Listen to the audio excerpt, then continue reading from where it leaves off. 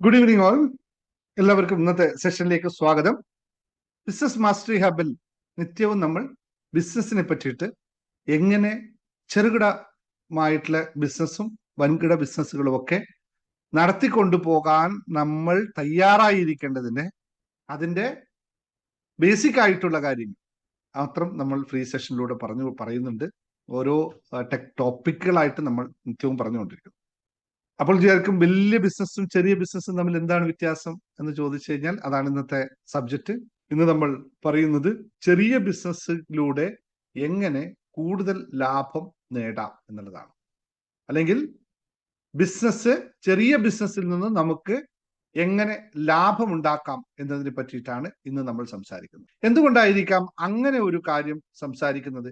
ചെറിയ ബിസിനസ്സിൽ നിന്നും എങ്ങനെ വലിയ ലാഭമുണ്ടാക്കാം അല്ലെങ്കിൽ ലാഭമുണ്ടാക്കാം എന്ന് പറയുന്നത്, നിങ്ങൾ ഇപ്പൊ ഞാൻ ഇത്രയും സമയം സംസാരിച്ചപ്പോൾ ചെറുകിടമായ ബിസിനസ്സുകൾ ചെയ്യുന്ന എൻ്റെ മുമ്പിലിരിക്കുന്ന പലരോടും നമ്മൾ സംസാരിച്ചപ്പോൾ നിങ്ങൾക്ക് ഒരു കാര്യം മനസ്സിലായി. അവരവരുടെ ബിസിനസ്സിൽ ലാഭം കിട്ടുന്നോ ഇല്ലയോ എന്ന് പോലും, അല്ലെങ്കിൽ നമുക്ക് കുറച്ചും കൂടി പ്രാസം ഒപ്പിച്ചിട്ട് പറയാം, അവനവന്റെ ബിസിനസ്സിൽ ലാഭമോ നഷ്ടമോ എന്ന് പോലും തിരിച്ചറിയാത്ത ആൾക്കാരാണ് ബിസിനസ് നഷ്ടം എന്ന് പറഞ്ഞ് നടക്കണം, അല്ലേ? നീട്ടിയത് എന്തിനാണെന്നറിയോ? നീട്ടിയാലെങ്കിലും കയ്യിലെത്തുന്നോ നോക്കാൻ വേണ്ടിട്ട്. അപ്പോ നമുക്ക് ചെറുതാണോ ബിസിനസ് വലുതാണോ ബിസിനസ് എന്ന് ചിന്തിക്കുന്നതിന് മുമ്പ് എങ്ങനെയാണ് ഒരു ബിസിനസ്സിൽ ലാഭം ഉണ്ടാക്കുന്നത്? ഞാനല്ല, നമുക്ക് എല്ലാവരും ക്ലാസ്സിലിരിക്കുന്നതോടെ എല്ലാവരും പറയുന്നത് നിങ്ങൾ എല്ലാവരും ബിസിനസ് ചെയ്യുന്ന ഒരു ഉദ്ദേശം മാത്രമേ ഉള്ളൂ. ഇപ്പൊ ഞാൻ സംസാരിച്ച 4-5 ആളോട് അവർ റിപ്പീറ്റഡ് ആയിട്ട് ഈ ഉദ്ദേശം പറഞ്ഞുകൊണ്ടേ ഇരുന്നവരാണ്. അനിതയൊക്കെ എടുത്തു പറഞ്ഞപ്പോൾ ഞാൻ പല സ്ഥലത്തും കണ്ടിരുന്നു. അനിത പറയുന്നു I am a profit maker എന്ന് പറഞ്ഞു. ഇപ്പോൾ നിങ്ങൾ ടൈപ്പ് ചെയ്ത് നിങ്ങളുടെ ഉദ്ദേശം എന്താണ്? ബിസിനസ് ചെയ്യാനുള്ള ഉദ്ദേശം എന്താണ്? ലാഭം ഉണ്ടാക്കുക എന്ന് മാത്രമാണ്, അല്ലേ? അപ്പോ അങ്ങനെ ലാഭം ഉണ്ടാക്കാൻ തീരുമാനിച്ച ആൾക്ക് പ്രോഫിറ്റ് മേക്കേഴ്സ് അഫർമേഷൻസ് പറഞ്ഞോളൂ, പ്രാക്ടീസ് ചെയ്തോളൂ, പെട്ടെന്ന് ടൈപ്പ് ചെയ്തോളൂ. പ്രാക്ടീസ് ചെയ്യുമ്പോൾ നിങ്ങൾ മനസ്സിലാക്കണം എന്താണ് ലാഭം എന്നുള്ള ഫോർമുല അറിയാത്തവൻ എന്ത് ഈ അഫർമേഷൻ ചെയ്തിട്ട് കാര്യം? ബിസിനസ് ചെയ്തു കഴിഞ്ഞാൽ ലാഭം വേണം. എങ്ങനെയാണ് ഈ ലാഭം ഉണ്ടാവുന്നത്? എന്താണ് ലാഭത്തിന്റെ മാനദണ്ഡം? അതിന്റെ ബേസിക് ആയിട്ടുള്ള കണക്ക് കൂട്ടലുകൾ എന്താണ് ഇതിന്റെ കണക്ക്? എന്ത് ചെയ്യുമ്പോഴാണ് ലാഭം ഉണ്ടാകുന്നത്? ബേസിക് വളരെ ഫണ്ടമെന്റൽ ആയിട്ടുള്ള ഒരു കാര്യമാണ്. 10 രൂപയുടെ സാധനം ഞാൻ വിറ്റു, ഞാനത് വാങ്ങിച്ച വില 8 രൂപയാണെങ്കിൽ എന്റെ ലാഭം എത്ര? നിങ്ങളെല്ലാവരും ആൻസർ പറഞ്ഞ് വളരെ എളുപ്പത്തിൽ പറഞ്ഞ് ഞാൻ ഉത്തരം ഞാൻ കാര്യം പറയാം, സിമ്പിൾ ആയിട്ട് പറയാം. ഒന്നുകൂടി മനസ്സിലാക്കണം. നിങ്ങളൊരു ഷോപ്പ് നടത്തുകയാണ്. ഫോർ എക്സാമ്പിൾ, നിങ്ങളൊരു ഗാർമെന്റ്സ് ഷോപ്പ് നടത്തുകയാണ്. നിങ്ങൾ അവിടെ ചുരിദാർ വാങ്ങിച്ചു വെച്ചു. ചുരിദാർ നിങ്ങൾക്ക് 1315 എഴുതി വെച്ചോളൂ. എഴുതി വെച്ച് കണക്കൂട്ടണം. ക്യാൻസർ വേണം. നിങ്ങൾ എത്രത്തോളം നിങ്ങൾക്ക് ഇവിടെ ഉണ്ടെന്നുണ്ടോ? 1315 രൂപയ്ക്ക് വാങ്ങിച്ച ചുരിദാർ നിയമാനുസൃതമായി നിങ്ങൾ അവിടെ വിൽക്കുന്നു. അന്ന് ദിവസം നിങ്ങൾ 8 ചുരിദാറാണ് വിറ്റത്. 8 ചുരിദാർ വിറ്റു. നിങ്ങൾ ഒരു ചുരിദാർ വിറ്റു. ഓരോ ചുരിദാറും വിറ്റ പൈസ 2315 രൂപയ്ക്കാണ് നിങ്ങൾ വിറ്റത്. 2315 രൂപയ്ക്ക് നിങ്ങൾ വിറ്റു. അന്നേ ദിവസം 8 ചുരിദാർ മാത്രമേ നിങ്ങൾ വിറ്റിട്ടുള്ളൂ. നിങ്ങളുടെ കടയിൽ 2 സ്റ്റാഫുകൾ ഉണ്ട്. കടക്ക് പ്രതിമാസം 10,000 രൂപ വാടകയുണ്ട്, കറണ്ട് ബില്ലുണ്ട്, ടെലിഫോണുണ്ട്, എല്ലാം ഉണ്ട്. 8 ചുരിദാർ വിറ്റപ്പോൾ നിങ്ങൾക്ക് എത്ര രൂപ നെറ്റ് പ്രോഫിറ്റ് കിട്ടി? നെറ്റ് പ്രോഫിറ്റ് എത്ര രൂപ ലാഭം, അല്ലെ? നിങ്ങൾ ലാഭം എളുപ്പത്തിൽ ഭാഷയിൽ പറഞ്ഞാൽ ലാഭം. ഞങ്ങൾ ഇതിനെ കുറച്ച് സങ്കീർണമാക്കി വളച്ച് പറയുമ്പോൾ ലാഭം, നെറ്റ് പ്രോഫിറ്റ്, ഗ്രോസ് പ്രോഫിറ്റ് എന്നൊക്കെ പറയും. നിങ്ങൾക്ക് നെറ്റ് പ്രോഫിറ്റ് എത്ര കിട്ടി? ഗ്രോസ് പ്രോഫിറ്റ് എത്ര കിട്ടി? എത്ര പേർക്ക് കാൽക്കുലേറ്റ് ചെയ്ത് ഇത് പറയാൻ പറ്റും? അത് പറയാൻ ശ്രമിച്ചു നോക്കുക. ഒറ്റയടിക്ക് പറയാൻ പറ്റില്ല. നിങ്ങൾ കണക്ക് കൂട്ടിക്കോളൂ. എല്ലാവർക്കും എത്ര രൂപ നിങ്ങൾക്ക് നെറ്റ് പ്രോഫിറ്റ്, എത്ര രൂപ ഗ്രോസ് പ്രോഫിറ്റ്? ആ റേഷൻ ഷോപ്പിന്റെ താക്കോലൊന്നും എനിക്ക് തരും, പൂട്ടിക്കും നാളെ. 8 ചുരിദാർ വിറ്റപ്പോ 1000 രൂപ ലാഭം കിട്ടി. വളരെ എളുപ്പത്തിൽ ചോദ്യം വളരെ എളുപ്പമായതുകൊണ്ട് എല്ലാവരും ആൻസർ പറഞ്ഞു കേട്ടോ.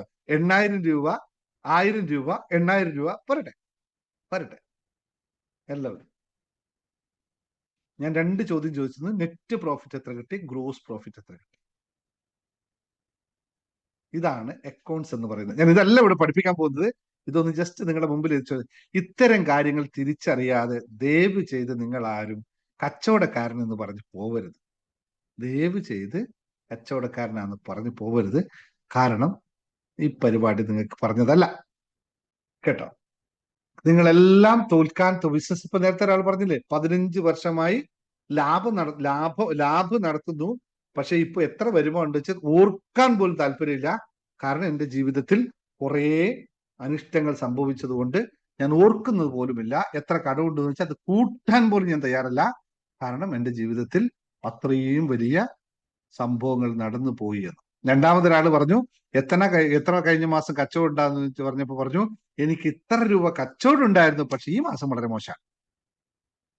കഴിഞ്ഞ മാസം ഇത്ര ഉണ്ടായിരുന്നു, ഈ മാസം വളരെ മോശമാണ്. കൂടെ തന്നെ ഗ്രോസ് പ്രോഫിറ്റ് 8,000 റുപ്പീസോ, വാടക, കൂലി, കിഴവ് എല്ലാം സംഭവിച്ചതിന് ശേഷം 8,000 രൂപ കിട്ടി. ജയലക്ഷ്മി പോരാ, ഇനിയും കൂടി ജയലക്ഷ്മിയുടെ കാൽക്കുലേഷനിൽ ഞാൻ നിയമപരമായി എന്ന വാക്കും കൂടി ഉപയോഗിച്ചിട്ടുണ്ട്. അതുകൊണ്ട് ഏതോ ഒരു സംഭവം അവിടെ വിട്ടുപോയിട്ടുണ്ട്. അപ്പോ ജയലക്ഷ്മി എഴുതിയത് ഏകദേശം ശരിയായിട്ടുണ്ട്, പക്ഷെ ഒരു കാൽക്കുലേഷനും കൂടി അവിടെ വിട്ടുപോയതെന്നാണ് എനിക്ക് തോന്നുന്നത്. ഞാനായിട്ട് കൂട്ടിയിട്ടില്ല, ഒന്നുകൂടി. Yes, that's it. നിയമപരം എന്ന വാക്ക് അതുകൊണ്ടാണ് ഞാൻ അവിടെ ഉപയോഗിച്ചത്. ഇതെപ്പോഴും ശ്രദ്ധിക്കണം. ബിസിനസ്സിൽ ഈ സാധനം ആഡ് ചെയ്യാതെ ബിസിനസ് ചെയ്യാൻ നിൽക്കരുത്. എന്ത് ബിസിനസ് ആയാലും നിങ്ങൾ നിയമം അതിന്റെ രീതിയിൽ തന്നെ വേണം. ഓക്കെ, നിങ്ങൾ കാൽക്കുലേറ്റ് ചെയ്തോളൂ. ഇന്ന് നമ്മൾ മനസ്സിലാക്കുന്നത് ചെറിയ ബിസിനസ്സുകൾ എങ്ങനെ ലാഭകരമാക്കി കൊണ്ടുപോകാൻ സാധിക്കും, എങ്ങനെ അതിൽ നിന്നും ലാഭം ഉണ്ടാക്കുന്നു. ബിസിനസ്സിൽ ലാഭം ഉണ്ടാക്കുക എന്നതിനേക്കാളും ലാഭമെല്ലാം നഷ്ടമായി മാറുന്നതിന്റെ പ്രധാന പിഴവുകൾ എന്തൊക്കെയാണ് എന്ന് ചിന്തിക്കുന്നതായിരിക്കും ഏറ്റവും എളുപ്പം. പലരുടെയും ബിസിനസ്, അവർക്കെല്ലാം ബിസിനസ് നടക്കുന്നുണ്ട്, ലാഭമൊന്നും കാണാൻ പറ്റുന്നില്ല എന്നുള്ളതാണ് ഏറ്റവും വലിയ ചോദ്യം മുന്നിൽ വരാറുള്ളത്. ഈ ലാഭമൊന്നും കാണാൻ പറ്റാത്തത് എന്തുകൊണ്ടാണെന്ന് ഒന്ന് മനസ്സിലാക്കാൻ ശ്രമിക്കുക. ഞാൻ വളരെ ചെറിയൊരു ബിസിനസ് ആണ് ചെയ്യുന്നത്, അപ്പോൾ അവിടെ അർത്ഥമാക്കുന്നത് എന്താണ്? ചെറിയ വരുമാനം എന്നാണോ, അല്ലെങ്കിൽ ചെറിയ ലാഭം എന്നാണോ ഉദ്ദേശിക്കുന്നത്? ഇത് രണ്ടും രണ്ട് ഘടകമാണെന്നറിയാം. ചെറിയ ബിസിനസ് എന്ന് പറയുന്നതിലല്ല കാര്യം. അല്ലെങ്കിൽ ചെറിയ ബിസിനസ്സിൽ വലിയ ചിന്തയുണ്ടെങ്കിൽ, കൃത്യമായ മാർഗമുണ്ടെങ്കിൽ എഴുതി വെച്ചോളൂ. ബിസിനസ് ചെറുതാണ്, വലിയ ചിന്തയുണ്ട്, കൃത്യമായ മാർഗമുണ്ടെങ്കിൽ വലിയ ലാഭം ഉണ്ടാക്കാൻ സാധിക്കും. ഞാൻ എൻ്റെ ജീവിതത്തിൽ അപ്ലൈ ചെയ്ത ഫോർമുലയാണ്, നിങ്ങൾ മനസ്സിലാക്കി. വളരെ സിമ്പിളായിട്ട് അപ്ലൈ ചെയ്ത ഫോർമുലയാണ്. മാക്സിമം ഞാനത് പാലിക്കാൻ ശ്രമിക്കാറുണ്ട്. ചെറിയ ബിസിനസ് ചെറുതായിരിക്കും, ചിന്തകൾ വളരെ വലുതായിരിക്കും. അതിനെപ്പറ്റിയിട്ട് ആ സംഭവത്തെ പറ്റി നന്നായിട്ട് പഠിച്ച് മനസ്സിലാക്കുകയേ ചെയ്യുള്ളൂ. ചെയ്യുമ്പോൾ വലിയ രീതിയിൽ അതിനെപ്പറ്റി ചിന്തിക്കും. ആർക്ക് എവിടെ എപ്പോഴൊക്കെ ഇത് ആവശ്യമെന്നൊക്കെ നന്നായിട്ട് പഠിക്കും. എന്നിട്ട് അതിന് കൃത്യമായ മാർഗത്തിലേക്ക് പോകും. എന്തുകൊണ്ടാണ് ഈ കൃത്യമായ മാർഗം എന്ന വാക്ക് ഉപയോഗിക്കുന്നത്? എവിടെയാണോ ഏറ്റവും എളുപ്പത്തിൽ ഏറ്റവും ചെലവ് കുറച്ചുകൊണ്ട് ആ സംഭവത്തെ ആൾക്കാരുടെ കയ്യിൽ എത്തിക്കാൻ പറ്റുക എന്നതാണ് കൃത്യമായ മാർഗം എന്ന് പറയുന്നത്. അപ്പോൾ സ്വാഭാവികമായും വലിയ ലാഭം ഉണ്ടാക്കാൻ സാധിക്കും. ഇതിനേറ്റവും എന്റെ കയ്യിൽ നിന്നും ഇതിനകത്ത് ഏറ്റവും വലിയ അബദ്ധം പറ്റിയിട്ടുള്ള ഒരേ ഒരു കാര്യം എന്ന് പറയുന്നത് നമ്മുടെ പ്രാണ സ്റ്റോണിന്റെ കാര്യത്തിലാണ്. ആ കാര്യത്തിലാണ് ഞാൻ ഏറ്റവും കൂടുതൽ ഈ ആപ്ലിക്കേഷൻസ് ഒന്നും വർക്ക് ചെയ്യിപ്പിക്കാൻ പറ്റാതെ, എന്റെ ബിസിനസ് ഫോർമുലാസ് ഒന്നും അതിനകത്ത് അപ്ലൈ ആവാത്ത ഒരു പ്രൊഡക്റ്റ്, ഒരു സംഭവമായിരുന്നു പ്രാണ സ്റ്റോൺ നമ്മൾ ചെയ്തത്. അത് വലിയ നഷ്ടം വരുത്തിയ സംഭവമാണ്. കാരണം അതിന് ചിന്തിച്ച രീതിയിൽ നിന്നൊക്കെ വലിയ വ്യത്യാസമായിരുന്നു അതിനെ ആൾക്കാരിൽ എത്തിച്ചു കൊടുക്കുക എന്ന് പറയുന്നത്. അപ്പോ നിങ്ങൾക്ക് ബിസിനസ്സിൽ വിൽപ്പന ഉണ്ടാവാം, പക്ഷേ എത്ര രൂപയാണ് ഈ മാസം നിങ്ങളുടെ കയ്യിലേക്ക് എത്തിയത് എന്നതിന്റെ കണക്ക് നിങ്ങളിലുണ്ട്. ഇതാണ് ലാഭം എന്ന് പറയുന്നത്. അപ്പോൾ ബിസിനസ്സിൽ ലാഭമില്ല എന്ന് പറയുന്നതിന്റെ യഥാർത്ഥ അർത്ഥം ലാഭമില്ലാത്തത് കൊണ്ടല്ല, ബിസിനസിന്റെ കണക്ക് നിങ്ങളിൽ ഇല്ല എന്നുള്ളത്. അപ്പോൾ ചോദിക്കും, എന്താണ് ഈ ലാഭം എന്ന് പറയുന്നത്? ലാഭം എന്ന് പറയുന്നത് അത്ര ലളിതമുള്ള വാക്കാണോ? ഇപ്പൊ നിങ്ങളോട് ചോദ്യം ചോദിച്ചപ്പോ ഞാൻ കണക്ക് കൃത്യം പറഞ്ഞു. 2,315 രൂപയ്ക്ക് ഒരു സാധനം വിറ്റു, പക്ഷെ അത് വാങ്ങിച്ച വില 1,315 രൂപയാണ്. എത്ര ലാഭം എന്ന് ചോദിച്ചപ്പോ ഒറ്റ വാക്കിൽ നിങ്ങൾ പറഞ്ഞു 1,000 രൂപ ലാഭം. പക്ഷെ അത് കുറച്ചും കൂടി പോയപ്പോൾ പറഞ്ഞു അത് തെറ്റാണ് എന്ന് നിങ്ങൾക്ക് മനസ്സിലായി. വീണ്ടും നിങ്ങൾ ചില കാര്യങ്ങൾ ആഡ് ചെയ്തു, വീണ്ടും നിങ്ങൾക്ക് മനസ്സിലായി അല്ല അതും തെറ്റാണ്. ഇനി വീണ്ടും പോയാൽ വീണ്ടും മനസ്സിലാവും അതും തെറ്റാണ്. പിന്നെ ഞാൻ GST പറ്റി പറഞ്ഞപ്പോൾ അപ്പോൾ അതും കൂടി ആയപ്പോൾ അത് 1000 പിന്നെയും താഴോട്ട് വന്നു, 800 താഴോട്ട് വന്നു, 700 താഴോട്ട് വന്നു. GST കൂടി ആയപ്പോ എത്ര വന്നു? 2315 രൂപയുടെ GST കൂടി കൊടുത്തപ്പോ നമ്മളത് 400 രൂപ ലാഭത്തിലേക്ക് എത്തി. വീണ്ടും താഴോട്ട് കുറച്ചുകൂടി ആലോചിച്ചാൽ ബിസിനസിന്റെ മറ്റു ചെലവുകളൊക്കെ ആലോചിച്ച് നോക്കുമ്പോൾ അന്നത്തെ ദിവസം നമുക്ക് 200 150 ആയിട്ട് കുറയും. അപ്പൊ ആദ്യം നമ്മൾ മനസ്സിൽ വെച്ചത് 1000 രൂപ ലാഭം കിട്ടി, 8 ചുരിദാർ വിറ്റപ്പോൾ 8000 രൂപ ലാഭം കിട്ടി എന്ന് വിശ്വസിച്ച് നമ്മൾ കണക്കൂട്ടി വരുമ്പോ അത് 2000 രൂപ ലാഭത്തിലേക്ക് വന്നെത്തും. ഇതല്ലേ യഥാർത്ഥത്തിൽ ബിസിനസ് നിങ്ങൾ തോൽപ്പിച്ച ഇത്രയും കാലം ഇങ്ങനെ കണക്കൂട്ടാത്തത് കൊണ്ടല്ലേ? ഒന്ന് ടൈപ്പ് ചെയ്ത് ആണോ അല്ലേ, ഒന്ന് അഗ്രി ചെയ്യുന്നുണ്ടോ നിങ്ങൾ? ഒന്ന് ടൈപ്പ് ചെയ്ത് യെസ് ഓർ നോ. ഇങ്ങനെ നിങ്ങൾ ചിന്തിച്ചിട്ടുണ്ടോ? ഇങ്ങനെയായിരുന്നോ നിങ്ങൾ ചെയ്തിരുന്നത്? 90% ചെറുകിട ബിസിനസ്സുകാരും ഇങ്ങനെ ചെയ്തിട്ടില്ലാത്തതാണ് അവരുടെയൊക്കെ ബിസിനസിന്റെ പരാജയം. 90% ആൾക്കാർ. ഞാൻ ചെറുകിട ബിസിനസ്സുകാരെ പറ്റും. വലിയ ബിസിനസ് ആണെങ്കിൽ ക്വാളിഫിക്കേഷൻസ് ഒക്കെ ഉള്ള ആൾക്കാർ ഇത് സിസ്റ്റമാറ്റിക് ഫോളോ ചെയ്യും. അതുകൊണ്ട് അവർക്കറിയാം എന്താണ്. ടൈപ്പ് ചെയ്തൊക്കെ പെട്ടെന്ന് ടൈപ്പ് ചെയ്തൊക്കെ കമൺ. നിങ്ങൾ എഗ്രി ചെയ്യുന്നുണ്ടോ ഇല്ലേ? ഞാൻ പറഞ്ഞത് തെറ്റാണോ? ഞാൻ പറഞ്ഞത് അല്ല, അങ്ങനെയൊന്നുമില്ല, ഞങ്ങൾക്കല്ല ലാഭം കൃത്യമുണ്ട് എന്നുള്ളതാണോ നിങ്ങളുടെ അഭിപ്രായം? ആണെങ്കിൽ പറഞ്ഞോളൂ. യെസ്. ആർക്കും അഭിപ്രായം ഇല്ലേ? ഉണ്ടോ? Yes come on. അപ്പോ ലാഭം ഉണ്ടാക്കുന്നതിന്റെ 3 ഘട്ടങ്ങളെ നിങ്ങൾ മനസ്സിലാക്കണം. ലാഭത്തിന്റെ 3 ഘട്ടങ്ങൾ നിങ്ങൾ അറിഞ്ഞിരിക്കണം. എങ്കിൽ മാത്രമേ നമുക്ക് പ്രോഫിറ്റ് ആയി എന്ന് പറയാൻ പറ്റുള്ളൂ. ഒന്നാമത്തെ ലാഭം എന്ന് പറയുന്നത് ഗ്രോസ് പ്രോഫിറ്റ് എന്ന് പറയുന്ന സംഭവം. ഞാനിപ്പോ നിങ്ങൾ നേരത്തെ കാണിച്ചു ഗ്രോസ് പ്രോഫിറ്റ്. അത് ഗ്രോസ് പ്രോഫിറ്റ് എന്ന് പറഞ്ഞാൽ ഇത്രയേ ഉള്ളൂ, ലളിതമാണ്. നിങ്ങൾ വാക്ക് കേട്ടെന്ന് ഞെട്ടണ്ട, ഇത്രയേ ഉള്ളൂ. ആ വാങ്ങിച്ച സാധനത്തിന്റെ വില അല്ലെങ്കിൽ ആ സാധനം വിൽക്കുന്നതിന്റെ വില മൈനസ് വാങ്ങിയ വില. സാധനം വിൽക്കുന്ന വില മൈനസ് വാങ്ങിയ വില ആണ് നമ്മുടെ ഗ്രോസ് പ്രോഫിറ്റ് എന്ന് പറയുന്ന സാധനം. 2315 രൂപയ്ക്ക് വിൽക്കുന്ന ചുരിദാറ് 1315 രൂപയാണ് വിൽക്കുന്നതെങ്കിൽ GP എന്ന് പറയുന്നത് 1000 രൂപയാണ്. രണ്ടാമത്തെ ലാഭം എന്ന് പറയുന്നത് OP എന്ന് പറയും, ഓപ്പറേറ്റിംഗ് പ്രോഫിറ്റ് എന്ന് പറയും. അതായത് മൊത്തമായിട്ടുള്ള ചിലവുകൾ ഈ ലാഭത്തിൽ നിന്നും കുറക്കുമ്പോൾ കിട്ടുന്ന എത്രയാണോ അതാണ് ഗ്രോസ് പ്രോഫിറ്റ് എന്ന്, അല്ല OP എന്ന് പറയും, ഓപ്പറേറ്റിംഗ് പ്രോഫിറ്റ് എന്ന് പറയും. ഇനി മൂന്നാമതുള്ളത് നെറ്റ് പ്രോഫിറ്റ് എന്ന് പറയുന്നത്.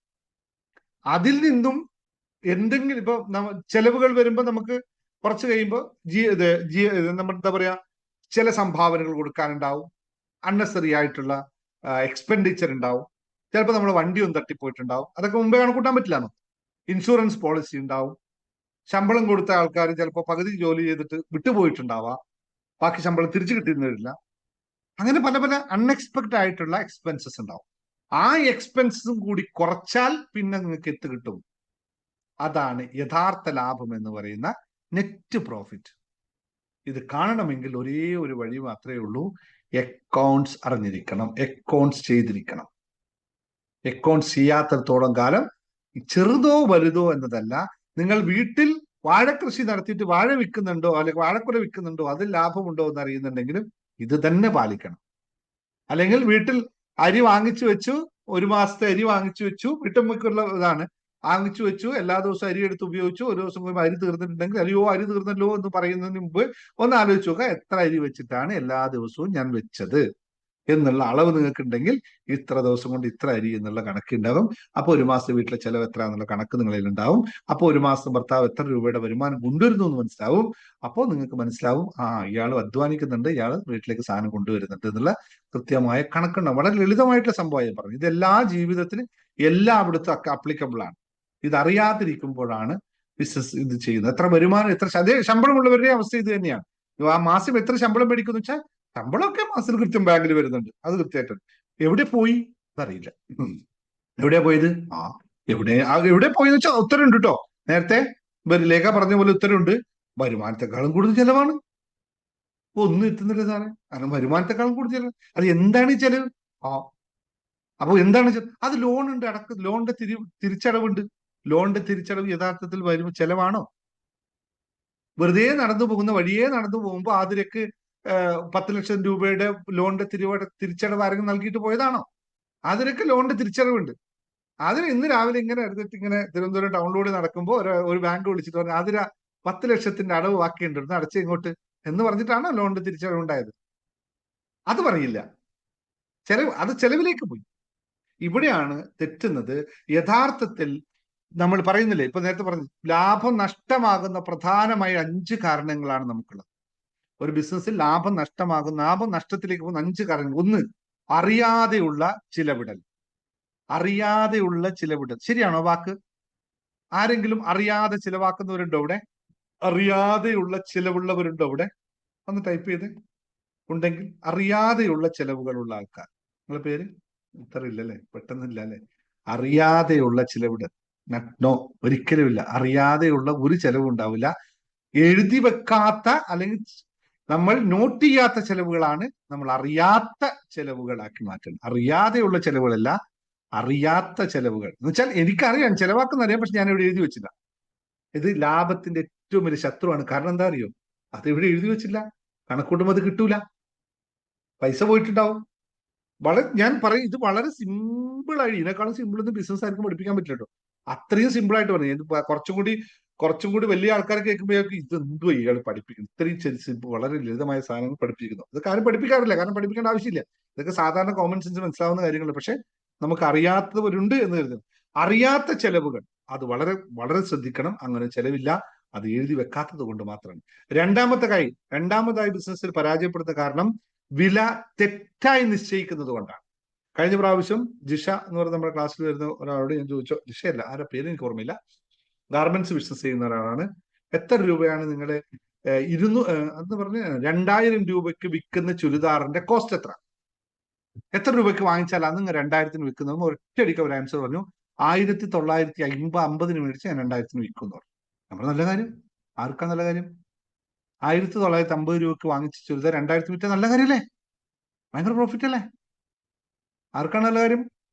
ഞാൻ പറഞ്ഞു, ഞാനൊരു 100 കസ്റ്റമറോട് പറയാം നിങ്ങൾ കടയിൽ വരാനായിട്ട്. കാരണം സൂപ്പർ സംഭവം, ലാഭമല്ലേ സാറേ? അങ്ങനെയാണ് ഇവിടെയൊക്കെ നടക്കുന്നത്. ഇവിടെ നല്ല ലാഭമാണ്, എന്നാലും എനിക്ക് നല്ല ലാഭം കേട്ടോ, അല്ലേ? 1950 രൂപ വാങ്ങിച്ചാൽ 2000 കൊടുത്ത ലാഭം ആർക്കാ? പറഞ്ഞു നോക്കിയേ. വിൽക്കുന്ന ആൾക്കോ വാങ്ങിക്കുന്ന ആൾക്കോ? പറഞ്ഞു നോക്കിയേ. വാങ്ങുന്ന ആൾക്കല്ലേ? വാങ്ങുന്ന ആളെ സംബന്ധിച്ച് ഭയങ്കര ലാഭമുള്ള കാര്യം. വിൽക്കുന്ന ആൾക്കൊന്നും കിട്ടൂല. വിൽക്കുന്ന ആൾക്ക് എന്ത് കിട്ടി? 50 രൂപയോ? 50 രൂപ ചെലവ് തികയോ? ഇല്ല. അത് നഷ്ടമായി. ബിസിനസ് നഷ്ടം തന്നെ, ഒരു സംശയം. ബിസിനസ് നഷ്ടം തന്നെ. അൾട്ടിമേറ്റ്ലി നിങ്ങൾ എത്ര വിറ്റാലും കാര്യമില്ല, നഷ്ടമാണ്. തെറ്റായ വില നിശ്ചയിക്കല. വില നിശ്ചയിക്കുമ്പോൾ കസ്റ്റമറിന് വില കൂടി പോകുമോ എന്നുള്ള തോന്നലാണ്. എന്താണ്? വില കൂടി പോകുമോ എന്ന് തോന്നൽ ആർക്കാ? കസ്റ്റമറിനല്ല കേട്ടോ, നമുക്കാ. കസ്റ്റമറിന് വില കൂടി തോന്നൂല്ലേ? നമ്മൾ മുമ്പേ തീരുമാനിച്ചു വില കൂടുതലാ, അല്ലേ? ഇതാണ് നമ്മൾ വില കുറച്ച് വിൽക്കാനുള്ള ഏറ്റവും പ്രധാനപ്പെട്ട. വില കുറച്ച് വിറ്റിട്ട് ഒരിക്കലും കച്ചവടം പിടിക്കാറില്ല, ഇതാക്കാൻ പറ്റില്ല. അതൊക്കെ കച്ചവടത്തെ പറ്റി പഠിക്കുമ്പോൾ. മൂന്നാമതായിട്ട് ഓഫർ, ഡിസ്കൗണ്ട് അമിതമായി കൊടുത്തു കളയും. എന്തിനാണെന്നറിയോ? വിൽപ്പന വേണം, ട്രാൻസാക്ഷൻ നടക്കട്ടെ, ട്രേഡിങ് നടക്കട്ടെ, എനിക്ക് വരും, ഇത് എന്റെ കടയിൽ കച്ചവടം നടക്കട്ടെ എന്ന് കരുതി വലിയ ഇളവ് നടത്തി സാധനം വിൽക്കും. പക്ഷെ പൊട്ടിപ്പോകാൻ വേറെ വഴികളൊന്നും വേണ്ട, അതൊറ്റ വഴി മതി. നാലാമത്തത് സ്റ്റോക്ക് എത്രയുണ്ടെന്ന് ചോദിച്ചാൽ ആർക്കും അറിയില്ല. നിന്റെ കയ്യിലുള്ള സാധനത്തിന്റെ സ്റ്റോക്ക് എത്ര? I don't know, nobody know. പഴയ സ്റ്റോക്ക് കെട്ടിക്കിടക്കും, പുതിയ സ്റ്റോക്ക് വന്നത് അങ്ങ് പൊയ്ക്കൊണ്ടിരിക്കും. ഞാൻ കഴിഞ്ഞ പ്രാവശ്യം നമുക്കൊരു മെന്റർഷിപ്പിന് വേണ്ടി ബിസിനസ് വളരെ തകർന്നു കിടക്കുന്ന സമയത്ത് ഒരു നല്ല ബിസിനസ്സുകാരൻ, സ്ഥലമൊന്നും പറഞ്ഞ വലിയ ബിസിനസ്സുകാരൻ്റെ അടുത്ത് വന്ന് പറഞ്ഞു, സാറ് നഷ്ടമാണ്, ഒരു രക്ഷയില്ല. മാസം ഈ 35 മുതൽ 40 ലക്ഷം രൂപ വരെ കച്ചവടം ഉണ്ടായ ആള് എന്റെ അവസ്ഥ ഇപ്പോ 1.5 ലക്ഷത്തിൽ 2 ലക്ഷത്തിൽ എത്തിയിരിക്കുന്നു, എന്ത് ചെയ്യും? ഞാൻ എല്ലാം സ്റ്റോക്ക് ചോദിച്ചപ്പോൾ പറഞ്ഞു, സ്റ്റോക്ക് ഒന്നും അത്ര വലിയ കണക്കൊന്നുമില്ല, എന്നാലും കഴിഞ്ഞ മാസത്തെ പർച്ചേസ് 11 ലക്ഷം രൂപയാണ്.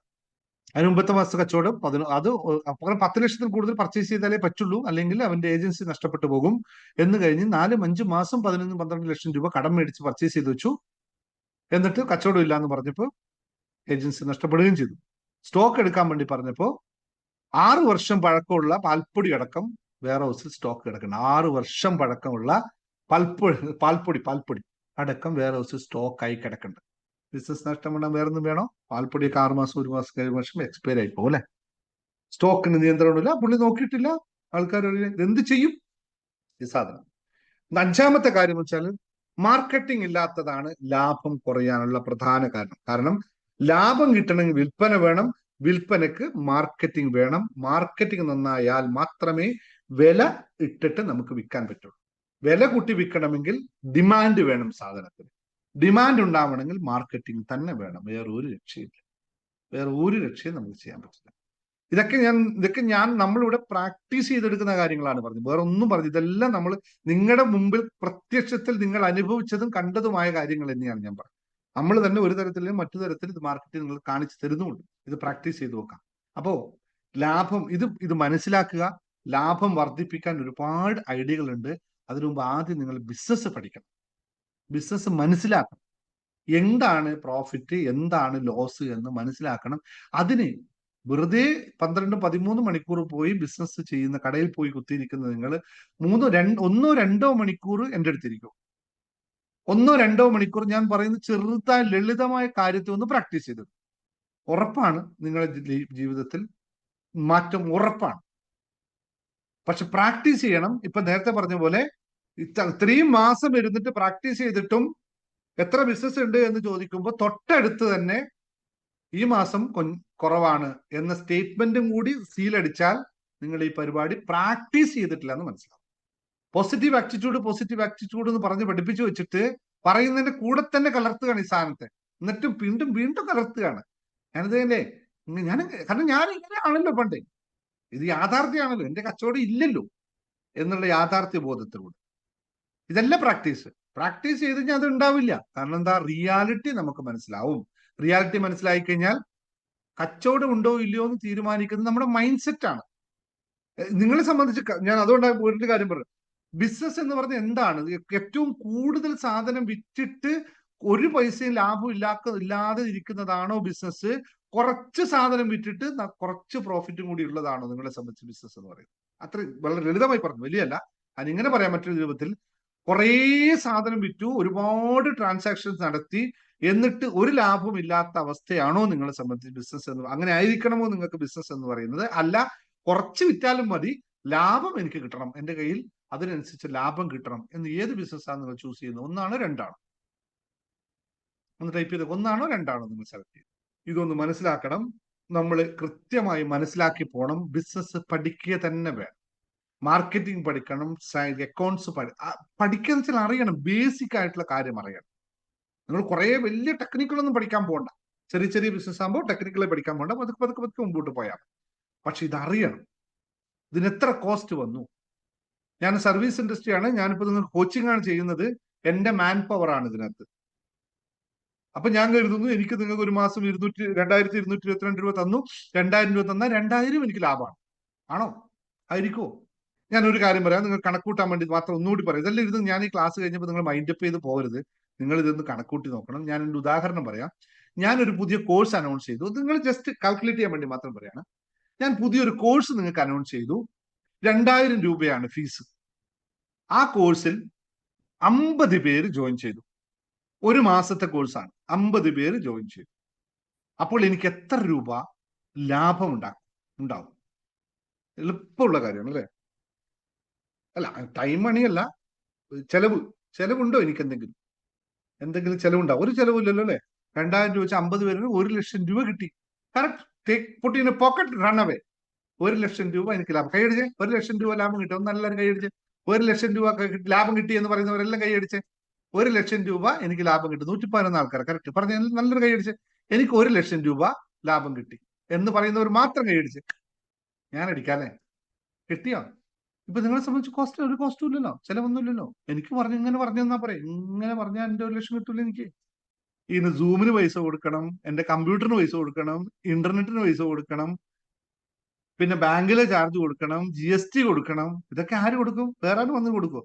സ്റ്റാഫ് ചിലപ്പോൾ പ്രസീത പറയും, ഈ മാസം ഇതിന് സാറേ ഈ മാസം എനിക്ക് ശമ്പളം വേണ്ടാന്ന് കരുതുന്നു. ഓക്കെ, പ്രസീതന ഒഴിവാക്കി ശമ്പളം കൊടുക്കും. ഒരു ഇതായി അല്ലേ? സൂമുകാരൻ കേൾക്കൂലല്ലോ. അവൻ കൃത്യം 16-ാം തീയതി ബില്ലടിക്കും. ഒരു 10,000 രൂപയുടെ ബില്ല് അവൻ അടിച്ചത്. ഇന്റർനെറ്റുകാരൻ മാസം 12,000 രൂപ കൊണ്ടുപോകും അല്ലേ? കമ്പ്യൂട്ടർ കൊണ്ടുപോകും. ഡിസൈനും പോസ്റ്ററും ഉണ്ടാക്കാനായിട്ട് അവനും കാശ് കൊണ്ടുപോകും. പിന്നെന്താ ബാക്കിയുള്ള പരിപാടികൾ? എൻ്റെ കയ്യിൽ കമ്പ്യൂട്ടർ ഉണ്ട്, അത് വാങ്ങിച്ച പൈസയുണ്ട്, എല്ലാം വേണം. സൂം, നെറ്റ്, GST, ഇതെല്ലാം വേണം. ഇതെല്ലാം കഴിഞ്ഞിട്ടേ ബാക്കി കിട്ടുള്ളൂ. അപ്പൊ കാണുമ്പോ ഒറ്റയടിക്ക് വരുമ്പോ ലാഭം അല്ലെ, കൈയടിച്ചല്ലേ, 1,00,000 പ്രോഫിറ്റ്, കമാൺ. ഇതാണ് വ്യത്യാസം. ഇത് നിങ്ങൾ തിരിച്ചറിയാത്തിടത്തോളം കാലം, അതെ, ഇത് തിരിച്ചറിയാത്തോളം കാലം ഈ പരിപാടിക്ക് നിൽക്കരുത്. ബിസിനസ് അല്ലത്. ഇത് മനസ്സിലാക്കണം. ഇതൊന്നും പ്രാക്ടീസ് ചെയ്തെടുക്കണം. ഇതൊക്കെ എങ്ങനെ പഠിക്കാം? ഇതൊക്കെ വെറുതെ വീട്ടിലിരുന്നാൽ പഠിക്കാൻ പറ്റുമോ? പ്രാക്ടീസ് ചെയ്യണം. ഓഫർ കൊടുക്കാറുണ്ട് നമ്മൾ. എങ്ങനെയാണ് ഈ ഓഫർ ഉണ്ടാക്കുന്നത്? എന്താണ് ഈ ഓഫറിൽ ചെയ്യുന്നത്? പഠിക്കാൻ ആഗ്രഹമുണ്ടെങ്കിൽ ഇവിടെ ഇരുന്നോളൂ. ആ, ട്യൂട്ടറിന്റെ സാലറി, ഓക്കെ, സാലറി കൂടി അതന്നെ മതി. 1,00,000 ലാഭം എന്ന് വെച്ചാൽ എന്റെ സാലറി തന്നെ കൂട്ടിക്കും. ഓക്കെ, അത് മനസ്സിലായി. സബ്ജക്ട് നിങ്ങൾക്ക് മനസ്സിലായല്ലോ. നിങ്ങൾ ഇരുന്ന് പ്രാക്ടീസ് ചെയ്യുന്നുണ്ടെങ്കിൽ ഞാൻ പഠിപ്പിച്ചു തരാൻ തയ്യാറാണ്. ബേസിക് ആയിട്ടുള്ള കാര്യങ്ങൾ പഠിച്ച്, നിങ്ങൾ പുസ്തകം കണ്ടിട്ടുള്ളോ? ഇംഗ്ലീഷിലുള്ളത് ആണ്, മലയാളത്തിൽ വന്നിട്ടില്ല. ആദ്യം എന്തിന് ബിസിനസ് ചെയ്യുന്നു, എന്താണ് ബിസിനസ്, നിങ്ങളുടെ പർപ്പസ് എന്താണ്, നിങ്ങൾ എങ്ങനെയാണ് ബിസിനസ് ചെയ്യേണ്ടത്, എന്ത് ചെയ്താൽ നിങ്ങൾക്ക് നിങ്ങളുടെ ബിസിനസ് നിലനിർത്താൻ പറ്റും, എങ്ങനെയാണ് അക്കൗണ്ട്സ് ചെയ്യേണ്ടത്, എങ്ങനെയാണ് നിങ്ങൾ സാധനത്തെ വിൽക്കേണ്ടത്, എങ്ങനെയാണ് ഒരു സാധനത്തെ വാങ്ങിക്കേണ്ടത്, ഇതൊക്കെ സിസ്റ്റമാറ്റിക് ആയിട്ട് നിങ്ങൾ മനസ്സിലാക്കണം. വാങ്ങിക്കുക എന്ന് പറഞ്ഞപ്പോ മറ്റൊരു ഉദാഹരണം എടുത്തു പറയാം. നമ്മുടെ രാജലക്ഷ്മി അമ്മ നമ്മൾ നല്ലൊരു അസ്ട്രോളജറാണ്. രാജലക്ഷ്മി അമ്മ ഒരാള് ഡോക്ടർ ശശികുമാരി വിളിച്ചു പറയാണ്, മാഡം എന്റെ ഡേറ്റ് ഓഫ് ബർത്ത് 10/13/34, എന്താ ഡേറ്റ്, ഞാൻ ഡേറ്റ് പറഞ്ഞ കറക്റ്റ് കണക്കൂട്ടണ്ട, ഒരു ഡേറ്റും പറഞ്ഞു, മാഡം ഇത്രയാണ് എന്നൊന്ന് പറഞ്ഞു തരും, പ്രെഡിക്റ്റ് ചെയ്യാം പറഞ്ഞു മാത്രം പറഞ്ഞു കഴിഞ്ഞാൽ മാഡം പറയണം ഓക്കെ 10 മിനിറ്റ് നീ ഒരു 500 രൂപ അല്ലെങ്കിൽ 1000 രൂപ അയച്ചേക്ക് എന്ന് പറഞ്ഞ് ഈ 1000 മൊത്തം ലാഭമാണല്ലോ അല്ലേ? ഇവരെ സംബന്ധിച്ച് മൊത്തം ലാഭമാണല്ലോ അല്ലേ? അല്ലേ, ലാഭമല്ലേ? സൂപ്പർ ലാഭം പരിപാടി അല്ലേ? ഒന്നും നടക്കൂല. അതിനകത്ത് എവിടെയൊക്കെയാണ് വിഷയം വരുന്നത്, എന്തൊക്കെ കാര്യങ്ങൾ ചെയ്യാനുണ്ടെന്ന് അറിയോ? വെറുതെ ഇങ്ങനെ നോക്കി പറയാൻ പറ്റുമോ? ഗണിച്ച് പറയാം, ഇങ്ങനെ ഗണിക്കുന്ന ഇതൊന്നും പറ്റൂല. അതിന് കുറെ സിസ്റ്റംസ് ഫോളോ ചെയ്യണം, കുറെ സമയപരിമിതി. കിച്ചണില് കഞ്ഞി അല്ല ചോറ് വെക്കുന്നതിന്റെ ഇടയിൽ ഈ സാധനം ഗണിച്ച് പറയാൻ പറ്റുമോ? അതിനൊരു പ്രത്യേക സമയത്ത് പോയി നമ്മൾ ഇരിക്കണം. അതിന്റെ ചുറ്റവട്ടങ്ങളുണ്ട്. എല്ലാം സെറ്റ് ചെയ്ത് റെഡിയായിരിക്കാൻ മാനസികമായി തയ്യാറെടുക്കും. ഇതെല്ലാം കോസ്റ്റാണ്. ഇതെല്ലാം നമ്മളെ സംബന്ധിച്ച് കോസ്റ്റാണ്. നമ്മൾ സർവീസ് ചെയ്യുമ്പോൾ, ഒരു സർവീസ് ഇൻഡസ്ട്രി ചെയ്യുമ്പോൾ അതെല്ലാം നമ്മുടെ കോസ്റ്റാണ്. ഇപ്പൊ ഞാൻ ഇവിടെ ഇരുന്ന് നിങ്ങളോട് സംസാരിച്ചുകൊണ്ടിരിക്കുന്നു. എന്നെ സംബന്ധിച്ചത് ഇത് എന്റെ ടൈം ഈസ് മണി. എന്റെ ടൈമിനാണ് പൈസ. അതുപോലെ മെറ്റീരിയൽസ് അടക്കം എല്ലാം കൂട്ടണം, എങ്കിൽ മാത്രമേ ആവുള്ളൂ.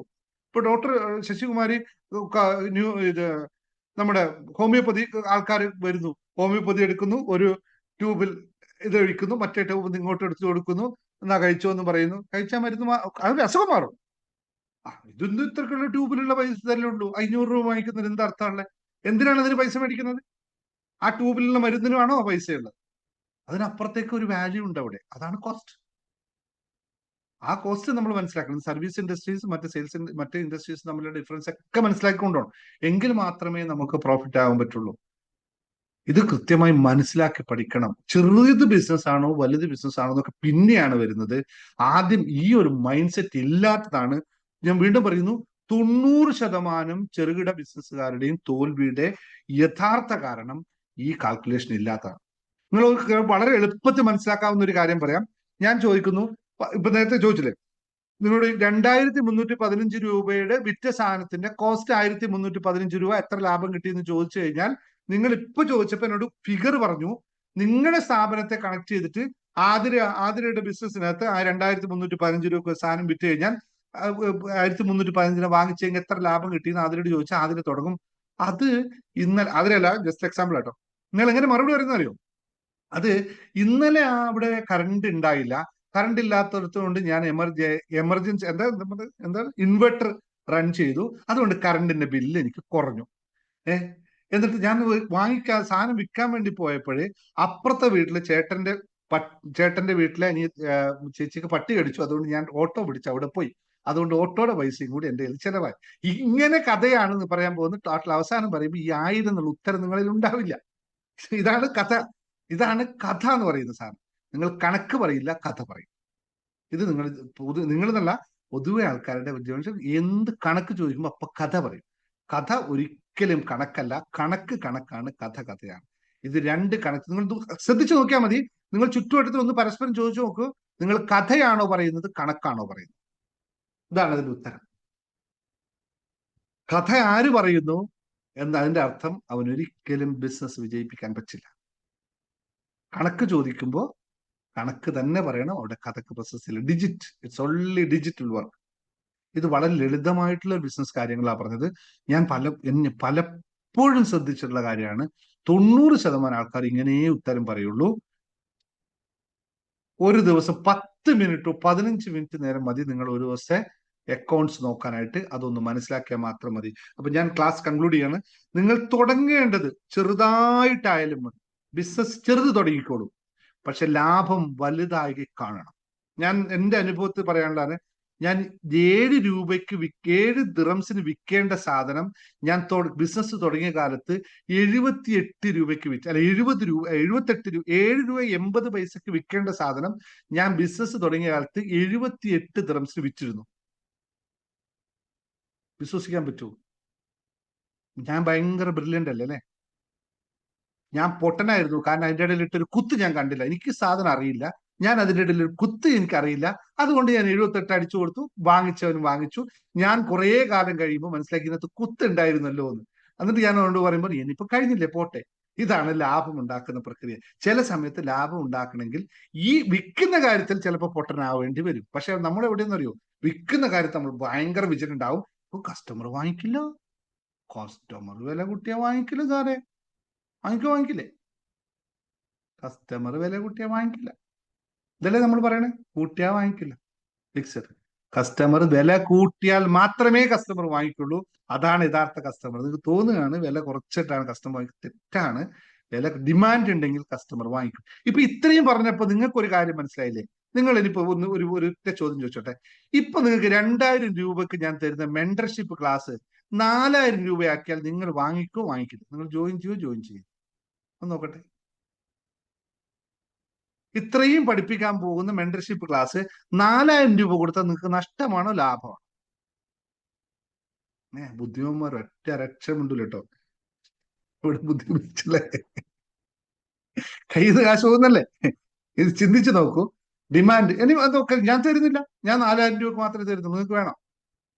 എന്റെ ക്ലാസ്സിന് 4000 രൂപയ്ക്കേ തരുന്നു അല്ലേ? ആവശ്യമുള്ളവൻ വരും, വന്നേ പറ്റൂ.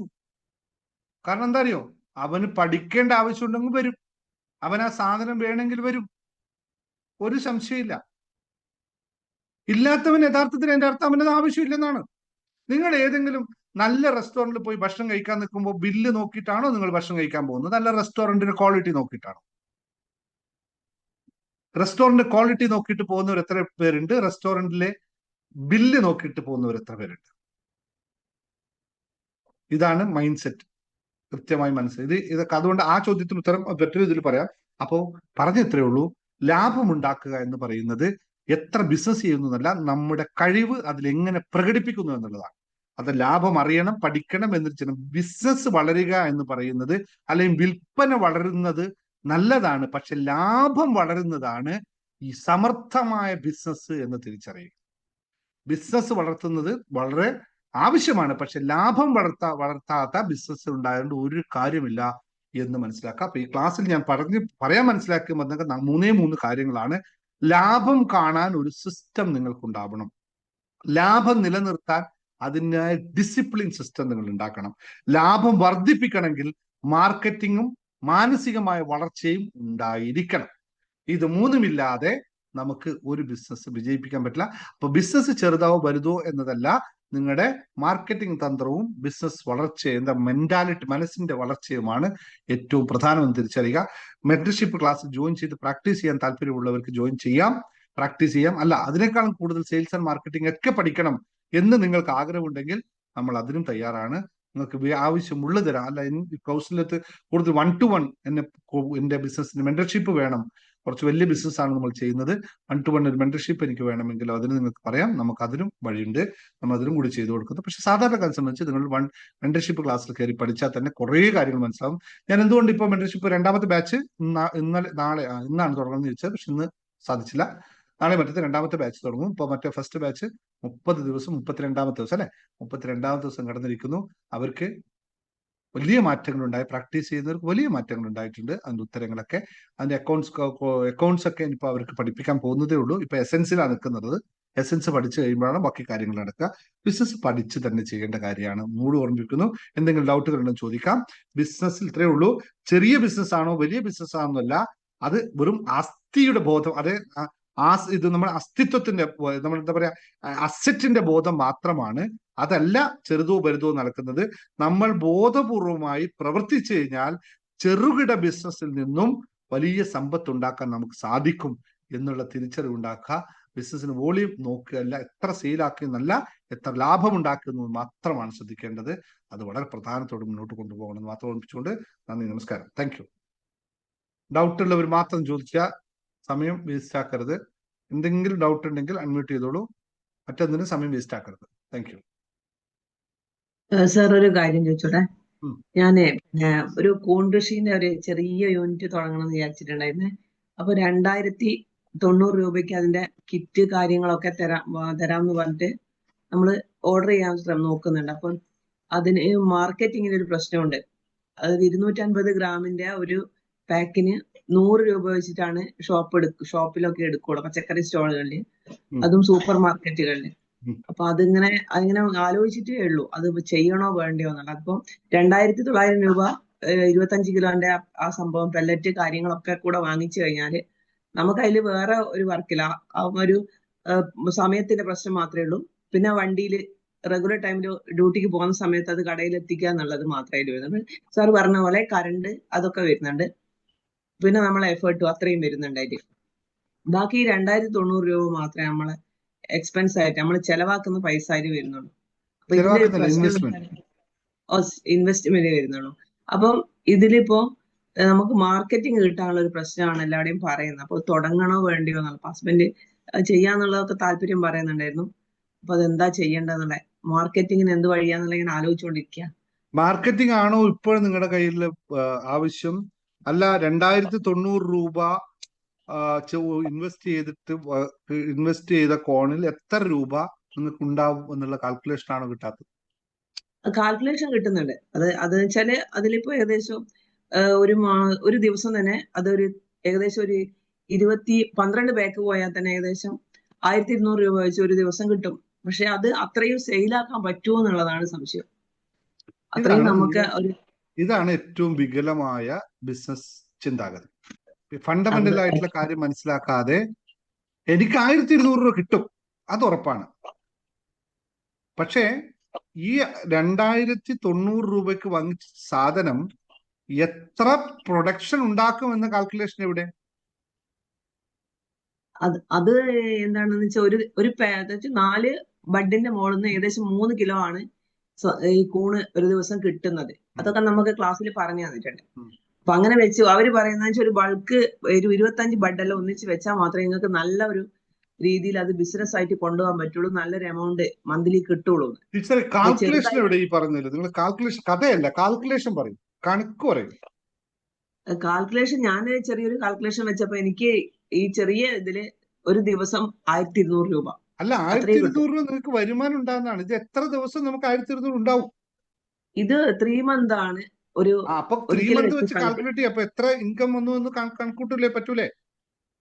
അത് 1200 ദിവസം കിട്ടി, ഓക്കെ, നല്ല കാര്യം, പോട്ടെ. 3 മാസം 1200 വരുമ്പോൾ എത്ര രൂപ വന്നു? അപ്പൊ that is total what you are going to get it. So how much investment you have to make it.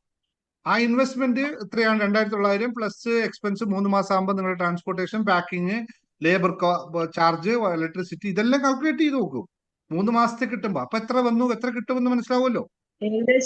പക്ഷെ അത് കാൽക്കുലേറ്റ് നോക്കൂ, ഇവിടെയാണ് ഞാൻ പറഞ്ഞത്, അത് കാൽക്കുലേറ്റ് ഒന്നും ചെയ്യാതെ കണ്ട് നിങ്ങൾ ഫോക്കസ് ചെയ്ത് എവിടെയാണെന്നറിയോ?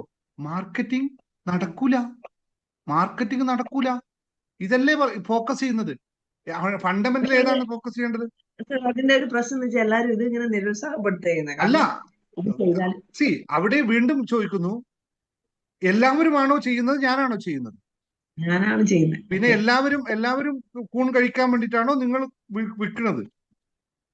അല്ല, അത് നമുക്ക് ഇഷ്ട കസ്റ്റമേഴ്സിന് അത് കൊടുക്കണം, സെയിൽ ചെയ്യണം എന്നാണ് താല്പര്യം. അപ്പൊ എല്ലാവരും പറയുന്നു നിങ്ങൾ ഇപ്പൊ ഇവിടെ ഇരിക്കുന്ന 100 പേരില് 90 ആൾക്കാരും പറയുന്നു നിങ്ങൾ ഇട്ടിരിക്കുന്ന പച്ച വസ്ത്രമാണ്, ആണോ? അല്ല. അപ്പൊ എല്ലാവരും പറയുന്നതിന് ഒരു വ്യക്തിയും എല്ലാവരും പറയുന്നു, ഇവൻ ചെയ്യുന്നില്ലല്ലോ. ചെയ്യാത്തവൻ എന്ത് വേണമെങ്കിൽ പറയാം, ചെയ്യുന്നവന് മാത്രമേ അറിയത്തുള്ളൂ.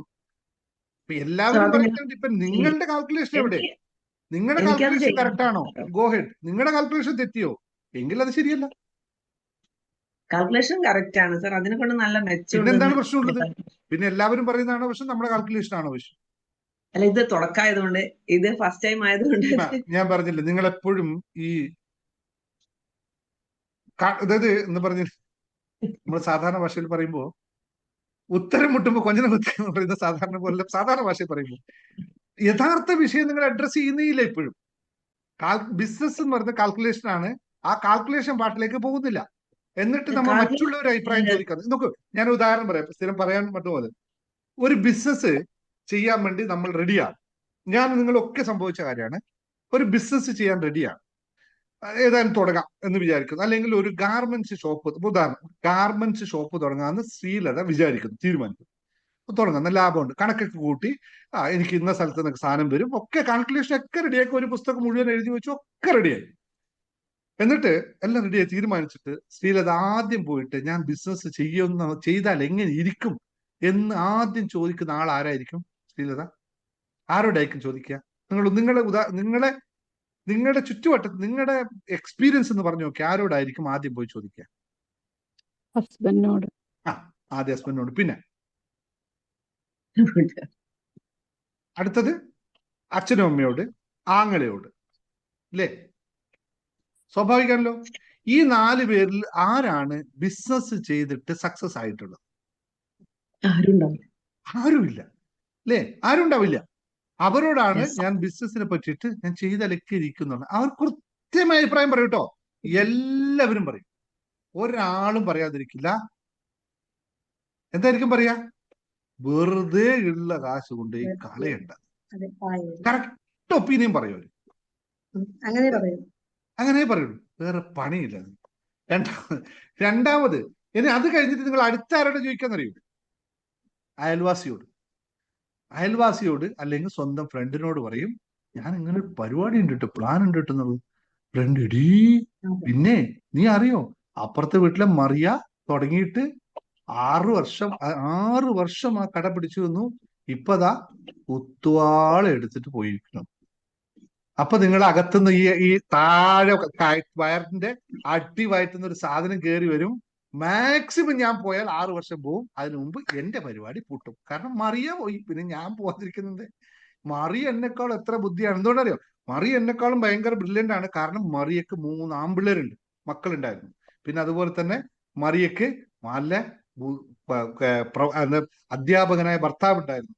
എന്നിട്ട് മറിയ തോറ്റി, പിന്നെ എന്റെ കാര്യം എന്താണ്? ഇതല്ലേ യഥാർത്ഥത്തിൽ സംഭവിക്കുന്നത്? എത്ര പേര്, ഞാൻ എല്ലാവരും പബ്ലിക്കായി ചോദിക്കുന്നു, നിങ്ങൾ ബിസിനസ് തുടങ്ങാൻ നിൽക്കുമ്പോൾ നിങ്ങൾ എത്ര പേര് ഒരു ബിസിനസ് കൺസൾട്ടന്റിന്റെ അടുത്ത് പോയിട്ട് ഇങ്ങനൊരു ഐഡിയ ഉണ്ട്, ഇതെനിക്ക് ചെയ്യാൻ പറ്റുമോ എന്ന് ചോദിച്ചത്? എത്ര പേര് ചോദിക്കാൻ താല്പര്യപ്പെട്ടു? ഞാൻ പബ്ലിക്കിലേക്കാണ്, യൂട്യൂബിലേക്ക് ചോദിക്കുന്നത്. എത്ര പേര് അങ്ങനെ ഒരു കൺസൾട്ടന്റിന് ആവശ്യമുണ്ട്, ഒരു കോച്ചിനെ ആവശ്യമുണ്ട്? ഇപ്പൊ എന്നെ പോലുള്ള ആൾക്കാർ ഇതിനെ പറ്റി സംസാരിക്കുന്ന ആളുണ്ട്. ഇവരോടൊന്ന് ചോദിച്ചു കളയാം, ഇത് എങ്ങനെ ഇരിക്കും, എങ്ങനെയാണ് ഇത് ഇംപ്ലിമെന്റ് ചെയ്യുന്നതെന്ന്. ഒരു 100, 200, 500, 1000, 2000 കൊടുത്തിട്ട് ചോദിക്കാൻ തയ്യാറാവുന്ന എത്ര പേരുണ്ട്? അത് ചെലവല്ലേ? ആ കാര്യത്തിൽ ചെലവാക്കും, ആ കാര്യത്തിൽ ചെലവ് വരുത്താൻ തയ്യാറാണ്. അത് ചെലവായിട്ടേ കിട്ടുള്ളൂ. പക്ഷെ അതാണ് യഥാർത്ഥ ഇൻവെസ്റ്റ്മെന്റ്. നിങ്ങളുടെ ആദ്യത്തെ ഇൻവെസ്റ്റ്മെന്റ് അതായിരിക്കണം. നിങ്ങൾ എന്തു ചെയ്യാൻ നോക്കോ, ആദ്യം അതിന്റെ എക്സ്പേർട്ടിന്റെ അടുത്ത് പോകണം. മറ്റൊരാളെ അഭിപ്രായം പറയും. ഇപ്പൊ ടീച്ചർ പറഞ്ഞ പോലെ, ടീച്ചർ പറഞ്ഞ അഭിപ്രായം ചോദിച്ചാരോടാ? മറ്റുള്ളവർ. എന്നിട്ട് എന്ത് ചെയ്യുന്നു? ജ്യോതിഷനെ കൺസൾട്ട് ചെയ്ത ജ്യോതിഷന്മാര് പ്രെഡിക്റ്റ് ചെയ്ത് പറയും. ഈ ബിസിനസിനെ മുഴുവൻ പ്രെഡിക്റ്റ് ചെയ്ത് പറയാം ജ്യോതിഷന്മാർ. ജ്യോതിഷന്മാരെല്ലാം നല്ലത് മാത്രമേ പറയുള്ളൂ, നല്ലത് മാത്രമേ അവർ പറയാൻ പാടുള്ളൂ. വെച്ചാൽ ഇന്ന് ചെയ്ത് ഇങ്ങനെയാണ് നിങ്ങളുടെ അവസ്ഥ, ഈ അവസ്ഥക്ക് പ്രതികൂലമായ അവസ്ഥ നിങ്ങൾക്ക് എന്താ പറയാ, സമയവശാൽ പ്രതികൂല അവസ്ഥ ഉണ്ടെങ്കിൽ നിങ്ങൾ അതിനെ അഫർമേഷൻസും മറ്റതൊക്കെ ചെയ്തിട്ട് മാറ്റിയെടുക്കണം, അല്ലെങ്കിൽ ദൈവത്തിനോട് പ്രാർത്ഥിച്ചുകൊണ്ട് മാറ്റിയെടുക്കണം എന്ന് മാത്രമാണ് ജ്യോതിഷന്മാർ പറഞ്ഞത്. അല്ല, ജ്യോതിഷന്മാർ മറ്റൊന്നും പറയാറില്ല. അവരുടെ വർക്ക് തന്നെ നമ്മൾ സെൽഫായിട്ട് മാറ്റിയെടുക്കണം എന്ന് പറയേണ്ടത്. അപ്പൊ അത്രയും കൃത്യമായി സിഎയോട് കൺസൾട്ട് ചെയ്യുന്നത് തെറ്റാണ്. ചാർട്ടേഡ് അക്കൗണ്ടന്റിന് കണക്ക് മാത്രമേ അറിയുള്ളൂ, പ്രാക്ടിക്കൽ അറിയില്ല. അവർ പ്രാക്ടിക്കൽ ചെയ്യുന്നവരല്ല. ഞാൻ നേരത്തെ പറഞ്ഞ കണക്കുകളാണ് അവർ നോക്കുന്നത്. ചാർട്ടേഡ് അക്കൗണ്ടന്റ്മാർക്ക് ഒരിക്കലും ബിസിനസ് കൺസൾട്ടൻസി അറിയില്ല. ബിസിനസ് കൺസൾട്ടിങ് അറിയണമെങ്കിൽ ബിസിനസ്സിൽ ഇറങ്ങി പ്രവർത്തിച്ച് പരിചയമുള്ള ബിസിനസ് കൺസൾട്ടൻസിനെ കണ്ടെത്തണം. അതാത് മേഖലയിലുള്ളവരെ കാണും. എത്ര പേര് ഒരു ഗാർമെന്റ്സ് ഷോപ്പ് തുടങ്ങുമ്പോൾ മുമ്പത്തെ ഗാർമെന്റ്സ് ഷോപ്പ് നടത്തിയവരോട് എങ്ങനെ ഇരിക്കുന്നു എന്ന് ചോദിക്കാൻ പോയിട്ടുണ്ട്? വളരെ കുറവാണ്. ഇതൊക്കെയാണ് ബിസിനസ് ശരിക്കും അറിയേണ്ടത്. മെന്റർഷിപ്പ് പോളിസി വരുന്ന അവിടെയാണ്. ബിസിനസ്സിൽ എപ്പോഴും ഉണ്ടായിരിക്കുന്ന മെന്റർഷിപ്പാണ്. നിങ്ങൾ എന്ത് ചെയ്യുമ്പോഴും അതിന് തത്തുല്യമായ മെന്റർഷിപ്പ് ഉണ്ടാക്കുക. അത് നിങ്ങളെ എപ്പോഴും ലാഭത്തിലേക്ക് കൊണ്ടുവരും. ഇത്രയും മാത്രം പറയണ്ട. അല്ലാതെ എന്താ പറയേണ്ടത്? പറഞ്ഞു, പെട്ടെന്ന് പറഞ്ഞു. ലേഖ പറഞ്ഞു. ലേഖ. ഹലോ സാർ, എന്റെ ബിസിനസ് 6 വർഷമായി തുടങ്ങിയിട്ട്. ഷിഹ ഗാർമെന്റ്സ് എന്നാണ്. ഇപ്പോ അത് മുൻപോട്ട് പോകാതെ സ്റ്റക്ക് ആയിട്ട് നിൽക്കുക. സെക്കൻഡ് സ്റ്റേജിലേക്ക് കിടക്കാൻ പറ്റുന്നില്ല. അപ്പൊ അതിനൊന്നൊരു കോമഡി. എന്താണ് സ്റ്റക്ക് ആവുക ഉദ്ദേശിക്കുന്നത്? അതായത് എന്റെ കയ്യിൽ ഇന്ന് ക്യാപിറ്റൽ മണി എനിക്ക് മറ്റുള്ള ആവശ്യങ്ങൾക്ക് എടുക്കേണ്ടി വന്നപ്പോൾ അത് സ്റ്റക്ക് ആയിപ്പോയി. 6 വർഷം മുമ്പ് തുടങ്ങിയ ബിസിനസ്സിൽ നിങ്ങൾക്ക് ക്യാപിറ്റൽ മണി ഇപ്പോഴും പെൻഡിങ് ഉണ്ടോ? അത് മുൻപോട്ട് എനിക്ക് കൊണ്ടുപോകാൻ പറ്റുന്നില്ല. എങ്കിൽ നിങ്ങൾ ബിസിനസ് ചെയ്തിട്ടില്ല. 6 വർഷം മുമ്പ് ഇൻവെസ്റ്റ് ചെയ്ത ക്യാപിറ്റൽ മണി നിങ്ങൾക്ക് വിഡ്രോ ചെയ്യാൻ സാധിച്ചിട്ടില്ലെങ്കിൽ നിങ്ങൾ ബിസിനസ് അല്ല ചെയ്തത്. വിഡ്രോ അല്ല സർ, ക്യാപിറ്റൽ മണി എനിക്ക് മറ്റുള്ള ആവശ്യങ്ങൾക്ക് വേണ്ടി എടുക്കേണ്ടി വന്നു. വിഡ്രോ എന്ന് വെച്ചാൽ നിങ്ങൾ മറ്റുള്ള ആവശ്യങ്ങൾക്ക് ഉപയോഗിച്ചു എന്ന് പറയുന്നത് നിങ്ങൾ വിഡ്രോ ചെയ്തു എന്നുള്ളതാണ്, അല്ലെ? ആ വിഡ്രോ ചെയ്തത് കൊണ്ട് നിങ്ങൾക്ക് മുന്നോട്ട് പോകാൻ പറ്റുന്നില്ലെങ്കിൽ അപ്പോൾ നിങ്ങൾ ബിസിനസ് ചെയ്തിട്ടില്ല. ക്യാപിറ്റൽ മണി മാക്സിമം ഒരു ഇൻവെസ്റ്റിൽ മാക്സിമം നമ്മളുടെ ക്യാപിറ്റൽ മണി വിഡ്രോ ചെയ്യേണ്ട കാലാവധി 12 മാസമാണ്. 1 വർഷം കൊണ്ട് നമ്മുടെ ക്യാപിറ്റൽ മണി വിഡ്രോ ചെയ്തിരിക്കണം. അൺടിൽ അൺലെസ് നമ്മളൊരു ഹെവി സ്റ്റോക്കിലേക്ക് കൺവേർട്ട് ചെയ്തില്ലെങ്കിൽ. നമ്മൾ സ്റ്റോക്ക് ആണെങ്കിൽ ചിലപ്പോൾ സ്റ്റോക്കിലേക്ക് കൺവേർട്ട് ചെയ്യും, പക്ഷേ ക്യാപിറ്റൽ മണി വിഡ്രോ ചെയ്തിരിക്കണം. അല്ലെങ്കിൽ പിന്നെന്താണ് ബിസിനസ്സിൽ അർത്ഥമുള്ളത്? അത് തെറ്റാണ്. അപ്പൊ നിങ്ങൾ വേറെ എവിടെയാണ് അതിന്റെ മിസ്റ്റേക്ക് പറ്റിയത്. ക്യാപിറ്റൽ മണി വിഡ്രോ ചെയ്തുകൊണ്ടല്ല. അല്ല, ഇതിപ്പോ ഇനി മുൻപോട്ടൊന്ന് പോണെങ്കിൽ ഒരു വഴി പറഞ്ഞു തരാമോ സർ? ബിസിനസിനെ പറ്റി അറിയാതെ എങ്ങനെ പറയാം? എന്താണ് നിങ്ങൾ ബിസിനസിന്റെ ലാഭം? എന്താണ് നിങ്ങൾ കച്ചവടം നടക്കുന്നത്?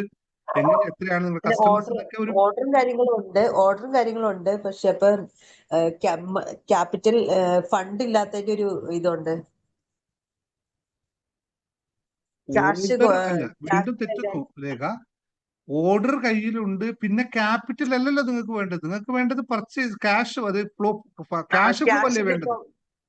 ക്യാഷ് ഫ്ലോ കുറവാണ്. ക്യാഷ് ഫ്ലോ കുറവാകുന്നത് എങ്ങനെ വരും? കച്ചവടം ഉണ്ടെങ്കിൽ ക്യാഷ് ഫ്ലോ എങ്ങനെ കുറയാ? എനിക്ക് ഓർഡർ ഉണ്ട്, പക്ഷെ അത് മെയിൻറ്റെയിൻ ചെയ്യാനുള്ള ക്യാഷ് എന്റെ കയ്യിൽ ഇപ്പൊ ഇല്ല എന്ന്. നിങ്ങൾ പറയുന്നത് എനിക്ക് മനസ്സിലായി, പക്ഷെ അത് അങ്ങനെ ഒരു എളുപ്പത്തിൽ പറഞ്ഞു തരാൻ പറ്റില്ല. പറയാന്ന് വെച്ചാൽ അത് പോസിബിൾ അല്ല. നിങ്ങൾ ഉദ്ദേശിക്കുന്നത് നിങ്ങൾക്ക് മെറ്റീരിയൽ പർച്ചേസ് ചെയ്യാൻ ക്യാഷ് ഇല്ല എന്നുള്ളതാണ്, അല്ലേ? അതെ. അപ്പൊ നിങ്ങൾ മെറ്റീരിയൽ ഇതുവരെ പർച്ചേസ് ചെയ്തത് സ്വന്തം കയ്യിലെ കാശ് കൊണ്ടാണോ ബിസിനസ്സിലെ കാശ് കൊണ്ടാണോ? ബിസിനസ്സിൽ തന്നെ ക്യാഷ് കൊണ്ടാണ് പർച്ചേസ് ചെയ്ത്. അപ്പൊ ആ ചെയ്ത ക്യാഷ് എനിക്ക് വേറെ ആവശ്യങ്ങൾക്ക് വേണ്ടി എടുക്കേണ്ടി വന്നു. അപ്പൊ നിങ്ങൾ അതായത് നമ്മൾക്ക് സോൾഡ് ഔട്ട് ആവുന്ന ക്യാഷ് നമ്മൾക്ക് മറ്റുള്ള ആവശ്യങ്ങൾക്ക് വേണ്ടി എടുക്കേണ്ടി വന്നതുകൊണ്ട് അത് എനിക്ക് അവിടെ ഒരു ഇത് വന്ന് ക്യാഷ് കുറവ് വന്നു. അപ്പൊ പിന്നെ അത് കണ്ടെത്തുക ക്യാഷ്. അതിനുവേണ്ടി ക്യാഷ് കണ്ടെത്തിയല്ലേ പറ്റുള്ളൂ. വേറെന്താ വഴി? വേറെ വഴികൾ 100 വഴികളുണ്ട്. അത് നിങ്ങൾ ചെയ്യുന്ന ബിസിനസിന്റെ മെത്തേഡ്സ് ചേഞ്ച് ചെയ്യാത്തതുകൊണ്ടുള്ള വിഷയങ്ങളാണ്. ഇൻവെസ്റ്റ്മെന്റ് നിങ്ങൾ ഉദ്ദേശിക്കുന്നത് അത് കുറെ മെത്തേഡ്സ് പറയേണ്ടി വരും. ഒരു വാക്ക് സാറിന്റെ ക്ലാസ് കണ്ടു കഴിഞ്ഞപ്പോ പുറത്തുനിന്ന് ഇങ്ങനെ കടം മേടിച്ച് ചെയ്യുമായിരുന്നു. ഇപ്പോൾ ഞാനത് ഒഴിവാക്കിയിട്ട് അല്ലാത്ത രീതിയിൽ ചെയ്യാനാണ് നോക്കുന്നത്. അല്ല, ബിസിനസ് നിങ്ങൾ ഗാർമെന്റ്സ് അല്ലേ ചെയ്യുന്ന പറഞ്ഞേ? അതെ. നൈറ്റി തയ്ച്ച് മറ്റുള്ള കടകളിലേക്ക് സപ്ലൈ ചെയ്യാണ്. അത് വീടുകളിൽ കൊടുത്ത് ഓരോരുത്തർക്ക് കൊടുത്തിട്ടാണ് ചെയ്യുന്നത്. ഇൻവെസ്റ്റ്മെന്റ് അതിന് നിങ്ങൾ ഫണ്ട് കണ്ടെത്തുക തന്നെ വേണ്ടു. പിന്നെ ഞാനിപ്പോ ഒറ്റയടിക്ക് പറയാൻ പറ്റില്ല. അത് ശരിക്കും ഒന്ന് കൺസൾട്ട് ചെയ്താൽ മാത്രമേ പറയാൻ പറ്റുള്ളൂ. അല്ലാതെ ഞാനിപ്പോൾ പബ്ലിക് ഒരു ഡൊമൈനിൽ വന്നിട്ട് ഇങ്ങനെ ചെയ്യൂ എന്ന് പറയുന്നത് നിങ്ങളുടെ മെന്റാലിറ്റി അറിയാതെ ഒരു ഒപ്പീനിയൻ പറയുന്നത് ശരിയാവില്ലല്ലോ. നിങ്ങൾക്കത് എങ്ങനെ അക്സെപ്റ്റബിൾ ആണ്, എങ്ങനെ ചെയ്യാൻ പറ്റും? ക്യാഷ് കൈകാര്യം ചെയ്യുന്നതിന് കുറച്ചൊരു പ്രോബ്ലം ഉണ്ടായിരുന്നു. സാറിന്റെ ക്ലാസ് കണ്ടിന്യൂസ് ആയിട്ട് കേട്ട് കഴിഞ്ഞപ്പോ കുറെയൊക്കെ എനിക്ക് മെയിൻറ്റെയിൻ ചെയ്യാൻ പറ്റി. ഓക്കെ, അപ്പൊ അങ്ങനെ തന്നെ മെയിൻറ്റെയിൻ ചെയ്ത് പോവാം. മെന്റർഷിപ്പ് ക്ലാസ്സിൽ നിന്ന് കയറി നോക്കൂ, പ്രാക്ടീസ് ചെയ്ത് നോക്കൂ. ഫണ്ടിന്റെ കാര്യത്തിൽ ഞാൻ പൊതുവെ ക്ലാസ് എടുത്തിട്ടില്ല. ഫണ്ടിന് നിങ്ങള് എന്താ പറയുക, ഞാൻ പലപ്പോഴും പറയുന്ന ഒരു കാര്യമുണ്ട്, നിങ്ങൾ ശ്രദ്ധിച്ചിട്ടില്ല. മറ്റേ ക്ലാസ്സിലൊക്കെ ലോൺ എടുക്കുന്നത് അബദ്ധമാണ് എന്ന് ഞാൻ എവിടെയും പറഞ്ഞിട്ടില്ല. ലോൺ എടുക്കുന്നതല്ല അബദ്ധം. ബിസിനസ്സുകാർക്ക് അല്ല ക്യാഷ് എനിക്ക് ഫ്ലോ, ഒരു സെക്കൻഡ് ഇത് പറഞ്ഞോട്ടെ, നിങ്ങൾ സംസാരിച്ച് നമുക്ക് ക്ലാസ് പറയാൻ പറ്റില്ല. ബിസിനസ്സിൽ ക്യാഷ് ഫ്ലോയ്ക്ക് വേണ്ടി ഫണ്ട് അറേഞ്ച്മെന്റ്സ്, അത് പല ടൈപ്പ് ഫണ്ടുകളുണ്ട്. ഫണ്ട് അതിലൊന്ന് ഏറ്റവും ഈസിയസ്റ്റ് മെത്തേഡാണ് ലോൺ എന്ന് പറയുന്നത്. അപ്പൊ ലോൺ ഒരിക്കലും എടുക്കരുത് എന്നൊരു ബിസിനസ്സുകാരനോടും പറഞ്ഞിട്ടില്ല, ഒരാളോടും പറഞ്ഞിട്ടില്ല. പക്ഷെ ലോൺ അല്ല വിഷയം, ലോണിന്റെ അടവിലാണ് വിഷയം. നിങ്ങൾ ഒരു സംഭവത്തിന് വേണ്ടി ലോൺ എടുത്താൽ ആ ലോണിന്റെ പൈസ എടുത്തിട്ട് പുട്ടടിച്ച് തീർത്തിട്ട് പുട്ടും കഴിഞ്ഞു പോയി, പിന്നെ സാധനം എന്താ പറയാ അങ്ങനെ ചെയ്താലാണ് പ്രശ്നം വരുന്നത്. ബിസിനസിന്റെ ആവശ്യത്തിന് ഫണ്ട് എടുത്താൽ ബിസിനസ്സിൽ ഉപയോഗിക്കണം, എന്നിട്ട് അത് ലാഭം ഉണ്ടാവും, അതിൽ നിന്ന് തിരിച്ചടക്കണം. തിരിച്ചടക്കാതിരുന്നിട്ട് ആ പൈസ കൊണ്ട് മറ്റടുത്ത് ചെലവാക്കി കഴിഞ്ഞിട്ട് ബിസിനസ്സിൽ നിന്ന് പറഞ്ഞു കഴിഞ്ഞാൽ അത് ഏറ്റവും കൂടുതൽ ഫെയിലിയർ സംഭവിക്കുന്ന പ്രധാന കാരണം ബിസിനസ്സും ഞാനും ഒന്നാണ് എന്ന് തോന്നുന്നിടത്താണ് ഏറ്റവും വലിയ പരാജയം. ബിസിനസ്സും ഞാനും ഒന്നല്ല, രണ്ടാണ്. എന്റെ വീട്ടിലെ ചെലവും ബിസിനസ്സിൽ നിന്നുള്ള വരുമാനവും ഒന്നായിട്ട് എടുത്തു കഴിയുന്നിടത്താണ് ഈ പറ്റുന്നത്. അപ്പൊ അത് ബിസിനസ്സിലെ ഫണ്ടുകളൊക്കെ അങ്ങോട്ടും ഇങ്ങോട്ടും മറിക്കേണ്ടി വരും, അതൊക്കെ സ്വാഭാവികമല്ല. പക്ഷെ ആ സമയത്ത് മറ്റ് സോഴ്സുകൾ ഉപയോഗിച്ചുകൊണ്ട് അതിന് ഫില്ല് ചെയ്യണം. പക്ഷെ തിരിച്ചടവ് ഒരിക്കലും തെറ്റിക്കാതെ കൊണ്ടുപോവുകയും വേണം. ഇത് പഠിപ്പിച്ചു തരേണ്ട കാര്യങ്ങൾ എനിക്കൊന്നും വെച്ചാൽ ഓരോ സ്റ്റെപ്പ് ബൈ സ്റ്റെപ്പ് ആയിട്ട് എനിക്കിത് പഠിപ്പിച്ചു തരാൻ പറ്റുള്ളൂ. ഇവിടെ തന്നെ തുടരുക, നമുക്ക് ഓരോ സ്റ്റെപ്പുകൾ ഓരോ ക്ലാസ്സുകളായിട്ട് പഠിച്ച് പോകാം. Okay, thank you. ഒറ്റ ഐഡിയ ആയിട്ട് ഇതിന് പറയാൻ പറ്റുന്ന ഒരു മെത്തേഡ് നമുക്ക് നിലവിലില്ല. Okay, thank you. ശശികലയാണ് സാർ. സാർ ഇന്നലെ സാർ എനിക്ക് ക്ലാസ് പറഞ്ഞു, ഏത് ക്ലാസ്സാന്ന് മനസ്സിലായില്ല. പിന്നെ ഞങ്ങളെ ടീച്ചേഴ്സിനായിട്ട് സാർ ഇതുപോലെ ഒരു കോഴ്സ് ഞങ്ങൾക്ക് വേണ്ടി ചെയ്തോടെ? എയ്ഡഡ് അൺഎയ്ഡഡ് ടീച്ചേഴ്സ് ഒക്കെ ഉണ്ടാവില്ലേ, അപ്പൊ ഞങ്ങൾക്ക് വേണ്ടിയിട്ടും സാർ ഒരു ക്ലാസ് ചെയ്യണേ, റിക്വസ്റ്റ് വേണം സാർ. പിന്നെ എനിക്ക് ഹെൽപ്പ് വേണം. ഞാൻ ഏത് കോഴ്സിലാ ചേരണ്ടേ? എന്റെ സ്കൂൾ ഡെവലപ്മെന്റ് ആയിട്ട് സാറെ കൺസൾട്ട് ചെയ്തിട്ട് ഞാൻ ചെയ്യുള്ളൂ എന്ന് പറഞ്ഞിട്ടാണ് ഇനി സ്റ്റാർട്ട് ചെയ്യുള്ളൂ. അപ്പൊ ഞാൻ ഏതാണ് ബിസിനസ് മെന്റർഷിപ്പ് എടുക്കണോ? ഞാൻ നിങ്ങളുടെ കാര്യത്തിൽ പറഞ്ഞ കോഴ്സ് നിങ്ങളുടെ മൈൻഡ് സെറ്റിനെയാണ് ആദ്യം ട്യൂൺ ചെയ്യേണ്ടത്. അതുകൊണ്ട് ട്യൂൺ യുവർ മൈൻഡ് എന്ന് പറയുന്ന ഒരു ചെറിയ കോഴ്സ് ഉണ്ട്. അതൊന്ന് പ്രാക്ടീസ് ചെയ്ത് എടുത്തിട്ട് പ്രാക്ടീസ്, ചെറിയ ഏറ്റവും ബേസിക് ആയിട്ടുള്ള ഫസ്റ്റ് കോഴ്സാണ് നമ്മുടേത്. Tune your mind set. നിങ്ങളുടെ മൈൻഡിനെ ഒന്ന് മനസ്സിലാക്കി എടുക്കുക. അപ്പൊ ആ മൈൻഡ് സെറ്റിൽ പ്രാക്ടീസ് ചെയ്യേണ്ട കുറച്ച് കാര്യം വരുമ്പോൾ നിങ്ങളുടെ വാക്കുകളും പ്രവൃത്തികളൊക്കെ കുറെ മാറ്റം വരും. എന്നിട്ട് ട്യൂൺ ചെയ്തെടുക്കുക. ബിസിനസ്സിൽ നിങ്ങൾ ഇതിനെ ലാഭകരമായി മാറണമെങ്കിൽ, നേഴ്സറി ലാഭകരമായി മാറണമെങ്കിൽ നിങ്ങൾ കുറെ ടെക്നിക്കുകൾ അവിടെ ഉപയോഗിക്കും. ചില നേഴ്സറി സിസ്റ്റത്തിന് അനുസരിച്ച് കുട്ടികളെ അട്രാക്ട് ചെയ്യുന്ന കുറേ കാര്യങ്ങൾ അവിടെ കൊണ്ടുവരണം. അതിലൊന്ന് ഏറ്റവും ഇമ്പോർട്ടൻ്റ് ആണ് സോഷ്യൽ മീഡിയ എന്ന് പറയുന്നത്.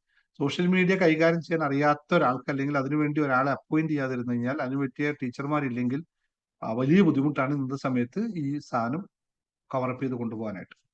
അത് ശശികലയ്ക്ക് എങ്ങനെയപ്പോൾ അത് പറഞ്ഞു തരും? ഒറ്റ വാക്കിൽ പറഞ്ഞു തരാൻ പറ്റുന്ന കാര്യങ്ങളല്ല. പറഞ്ഞു തരാൻ പറ്റുന്നെങ്കിലും ഞാൻ പറയാൻ ശ്രമിച്ചാലും ശശികലയ്ക്ക് ടീച്ചർക്ക് ഉൾക്കൊള്ളാൻ പറ്റുന്ന മാനസികാവസ്ഥയിലേക്ക് ആദ്യം ശശികല ടീച്ചർ എത്തിയാൽ മാത്രമേ എനിക്കിത് പറയാൻ പറ്റുള്ളൂ. അപ്പൊ അതുകൊണ്ട് ട്യൂണിയർ മൈൻഡ് സെറ്റ് എടുത്ത് നിങ്ങൾ നന്നായി പ്രാക്ടീസ് ചെയ്യുക.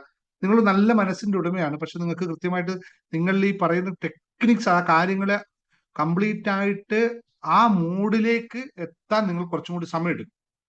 അതുകൊണ്ട് ജസ്റ്റ് ഒന്ന് ആ കോഴ്സ് ഒന്ന് എടുത്ത് പ്രാക്ടീസ് ചെയ്യൂ. മെഡിറ്റേഷൻ ഡെയിലി പ്രാക്ടീസ് ചെയ്യൂ. അപ്പോൾ കുറേ കാര്യങ്ങൾ നമുക്ക് വിഷ്വലൈസേഷൻ പോലുള്ള ടെക്നിക്കുകൾ, ലോ ഓഫ് അട്രാക്ഷനിലെ ടെക്നിക്കുകൾ ഉപയോഗിച്ചുകൊണ്ട് നമുക്ക് കൂടുതൽ കുട്ടികളെ അട്രാക്ട് ചെയ്യാൻ പറ്റും. കുട്ടികളിലെ കുറേ ടെക്നിക്കുകൾ, ടെക്നിക്കല്ല, കുറേ കാര്യങ്ങൾ നമ്മൾ ചെയ്യണം. ഈ കുട്ടികളെ നമ്മൾ അട്രാക്ട് ചെയ്ത് എത്തണം. കാരണം പാരന്റ്സ് ആണ് ഈ നിങ്ങളുടെ നഴ്സറി സ്കൂളിലേക്കുള്ള കുട്ടികളെ ചേർക്കണമെങ്കിൽ ഡിസിഷൻ എടുക്കുന്ന പാരന്റ്സ് ആണ്. കുട്ടികൾക്ക് എടുക്കാൻ പറ്റില്ല, കാരണം ചെറിയ കുട്ടികളാണ്. ഇപ്പോൾ പാരന്റ്സ് ഡിസിഷൻ എടുക്കണമെങ്കിൽ അവർക്ക് അവരുടെ കുട്ടി ഏത് ലെവലിലേക്കാണ്, ഏത് ടൈപ്പ് ഓഫ് സ്കൂളിലാണ് പോകേണ്ടത് എന്നുള്ള ഒരു അവയർനെസ് അവർക്ക് കൊടുക്കണം. ഇന്ന് സ്കൂളിൽ പോയാൽ എൻ്റെ കുട്ടിക്ക് ഇന്ന് എന്ന ഗുണങ്ങൾ കിട്ടും. അതവർക്ക് പ്രത്യക്ഷത്തിൽ കാണണം, കൺമുമ്പിൽ കാണണം. ആ കാഴ്ചയാണ്, അതുപോലെ അവർക്ക് കൊടുക്കുമ്പോഴാണ് അവർ അട്രാക്ട് ചെയ്ത് വരിക. അങ്ങനെ കുറേ കാര്യങ്ങൾ നഴ്സറി വിദ്യാഭ്യാസത്തിൽ കൊടുക്കണം. അവിടെ റിസൾട്ട് അല്ല ഒരിക്കലും. നഴ്സറി വിദ്യാഭ്യാസത്തിൽ KG2 അങ്ങനെയല്ലേ ക്ലാസ് എടുക്കുന്ന? എത്ര ക്ലാസ് വരെ? KG to 4th sir. അപ്പൊ അവിടെ ഒരിക്കലും ഈ വർഷത്തെ വിജയ നിരക്ക് 99.99% എന്ന് പറയാൻ പറ്റില്ല. അങ്ങനെ ഒരു സ്റ്റാറ്റിസ്റ്റിക്സ് അവിടെ ഇല്ല. പക്ഷെ അവിടെ മറ്റു ചില സ്റ്റാറ്റിസ്റ്റിക്കുകളാണ് അവിടെ വർക്ക് ചെയ്യുന്നത്. അപ്പൊ അതിനനുസരിച്ച് ആ വിദ്യാലയത്തിന്റെ മാറ്റങ്ങൾ ഉണ്ടാക്കണം. അങ്ങനെയുള്ള സോഷ്യൽ ക്യാമ്പയിനുകൾ കൊടുക്കണം, സോഷ്യൽ അവയർനെസ്സുകൾ കൊടുക്കണം. ആൾക്കാരെ, പാരന്റ്സിന്റെ അടുത്തേക്ക് നമ്മുടെ പോസ്റ്റർ, നമ്മുടെ വീഡിയോസ്, കുട്ടികളുടെ കാര്യങ്ങൾ എത്തുന്നു എന്ന് ഉറപ്പുവരുത്തണം. അങ്ങനെ മാത്രമേ പറ്റുള്ളൂ. നമുക്ക് ഓക്കെ നോക്കാം, സർ. ഓക്കെ സംസാരിച്ച് നോക്കാം. ആദ്യം ഒരു കാര്യം ടീച്ചർ ട്യൂണിയർ മൈൻഡ് സെറ്റ് ക്ലാസ് എടുക്കൂ, എന്നിട്ട് അത് പ്രാക്ടീസ് ചെയ്യൂ. എന്നിട്ട് ഒരു ദിവസം ഒരു 1 to 1 എടുത്ത് നമുക്ക് സംസാരിക്കാം. ഞാനൊരു മാസ്റ്റർ പ്ലാൻ ഉണ്ടാക്കി തരാം. അതനുസരിച്ച് നിങ്ങൾ ഐഡിയ ബിൽഡ് ചെയ്തുകൊണ്ട് ഞാനൊരു മാസ്റ്റർ പ്ലാൻ തരാം. Okay sir. Okay okay. Practice thank you sir. ഞാൻ ജോയിൻ ചെയ്യും. ഓക്കെ, നമ്മൾ ഞാൻ കഴിഞ്ഞ ജോയിൻ ചെയ്യും. പ്രാവശ്യം ഇതേപോലെ നമ്മുടെ ക്ലാസ്സിൽ വന്ന ഒരാളാണ്. പേര് ഞാൻ പെട്ടെന്ന് മറന്നു. എന്താ ഒരു പേര് എന്തായിരുന്നു? തൃശ്ശൂരിലെ മറ്റേ നഴ്സറി സ്കൂൾ തുടങ്ങിയ പേര് ഞാൻ മറന്നുപോയി. ഭയങ്കര അമേസിങ് റിസൾട്ട് ആണ്. പക്ഷെ പുള്ളി ഭയങ്കര ബ്രില്യന്റ് ആണ് സംഭവത്തിൽ. ഇപ്പൊ മിനിയാന്ന് എനിക്ക് മെസ്സേജ് അയച്ചു വന്നിരിക്കുന്നു. ഇപ്പോ 200 സംതിങ് കുട്ടികള് അവര് നഴ്സറി സ്കൂളിൽ 200 സംതിങ് കുട്ടികള് ഇപ്പൊ പഠിക്കുന്നത്. ഭയങ്കര വിജയമാണ്. സന്തോഷം എന്ന് പറഞ്ഞാൽ അവര് ഹാപ്പി എന്ന് പറഞ്ഞ വാക്ക് ഉപയോഗിക്കാൻ പറ്റുന്നില്ല. അത്രയും രീതിയിലുള്ള വലിയ മാറ്റമാണ് അവരിൽ ഉണ്ടായത്. ഞാൻ അത്രയും കുറച്ചേ പറഞ്ഞു കൊടുത്തുള്ളൂ, പക്ഷെ അതെല്ലാം ഇംപ്ലിമെന്റ് ചെയ്തു. വളരെ കൃത്യമായിട്ട് ഇംപ്ലിമെന്റ് ചെയ്ത് മുമ്പിലോട്ട് പോകുന്ന ഒരാളാണ്. അത് നിങ്ങൾ ഉപയോഗിച്ച് ഈ നഴ്സറി സ്കൂൾ നല്ല പ്രോഫിറ്റബിൾ ആണ്, നല്ല സ്നേഹമാണ് അവിടെ ഉണ്ടാവുക കുട്ടികൾ. Okay, thank U. Okay sir. Thank you sir. Thank you. അതുപോലെ തന്നെ പുതിയ മെന്റർഷിപ്പിൽ ജോയിൻ ചെയ്യുന്ന ആൾക്കാർ 2000 രൂപയേ ഉള്ളൂ. ഈ ജോയിൻ ചെയ്തോളൂ. നാളെ മറ്റന്നാൾ പുതിയ ബാച്ച് തുടങ്ങും. മിസ്സാക്കരുത്. ഇത്തരം കാൽക്കുലേഷൻസുകളെല്ലാം നിങ്ങൾ പഠിക്കണം, അറിയണം, എന്നിട്ട് ചെയ്യണം. Thank you. ശരി.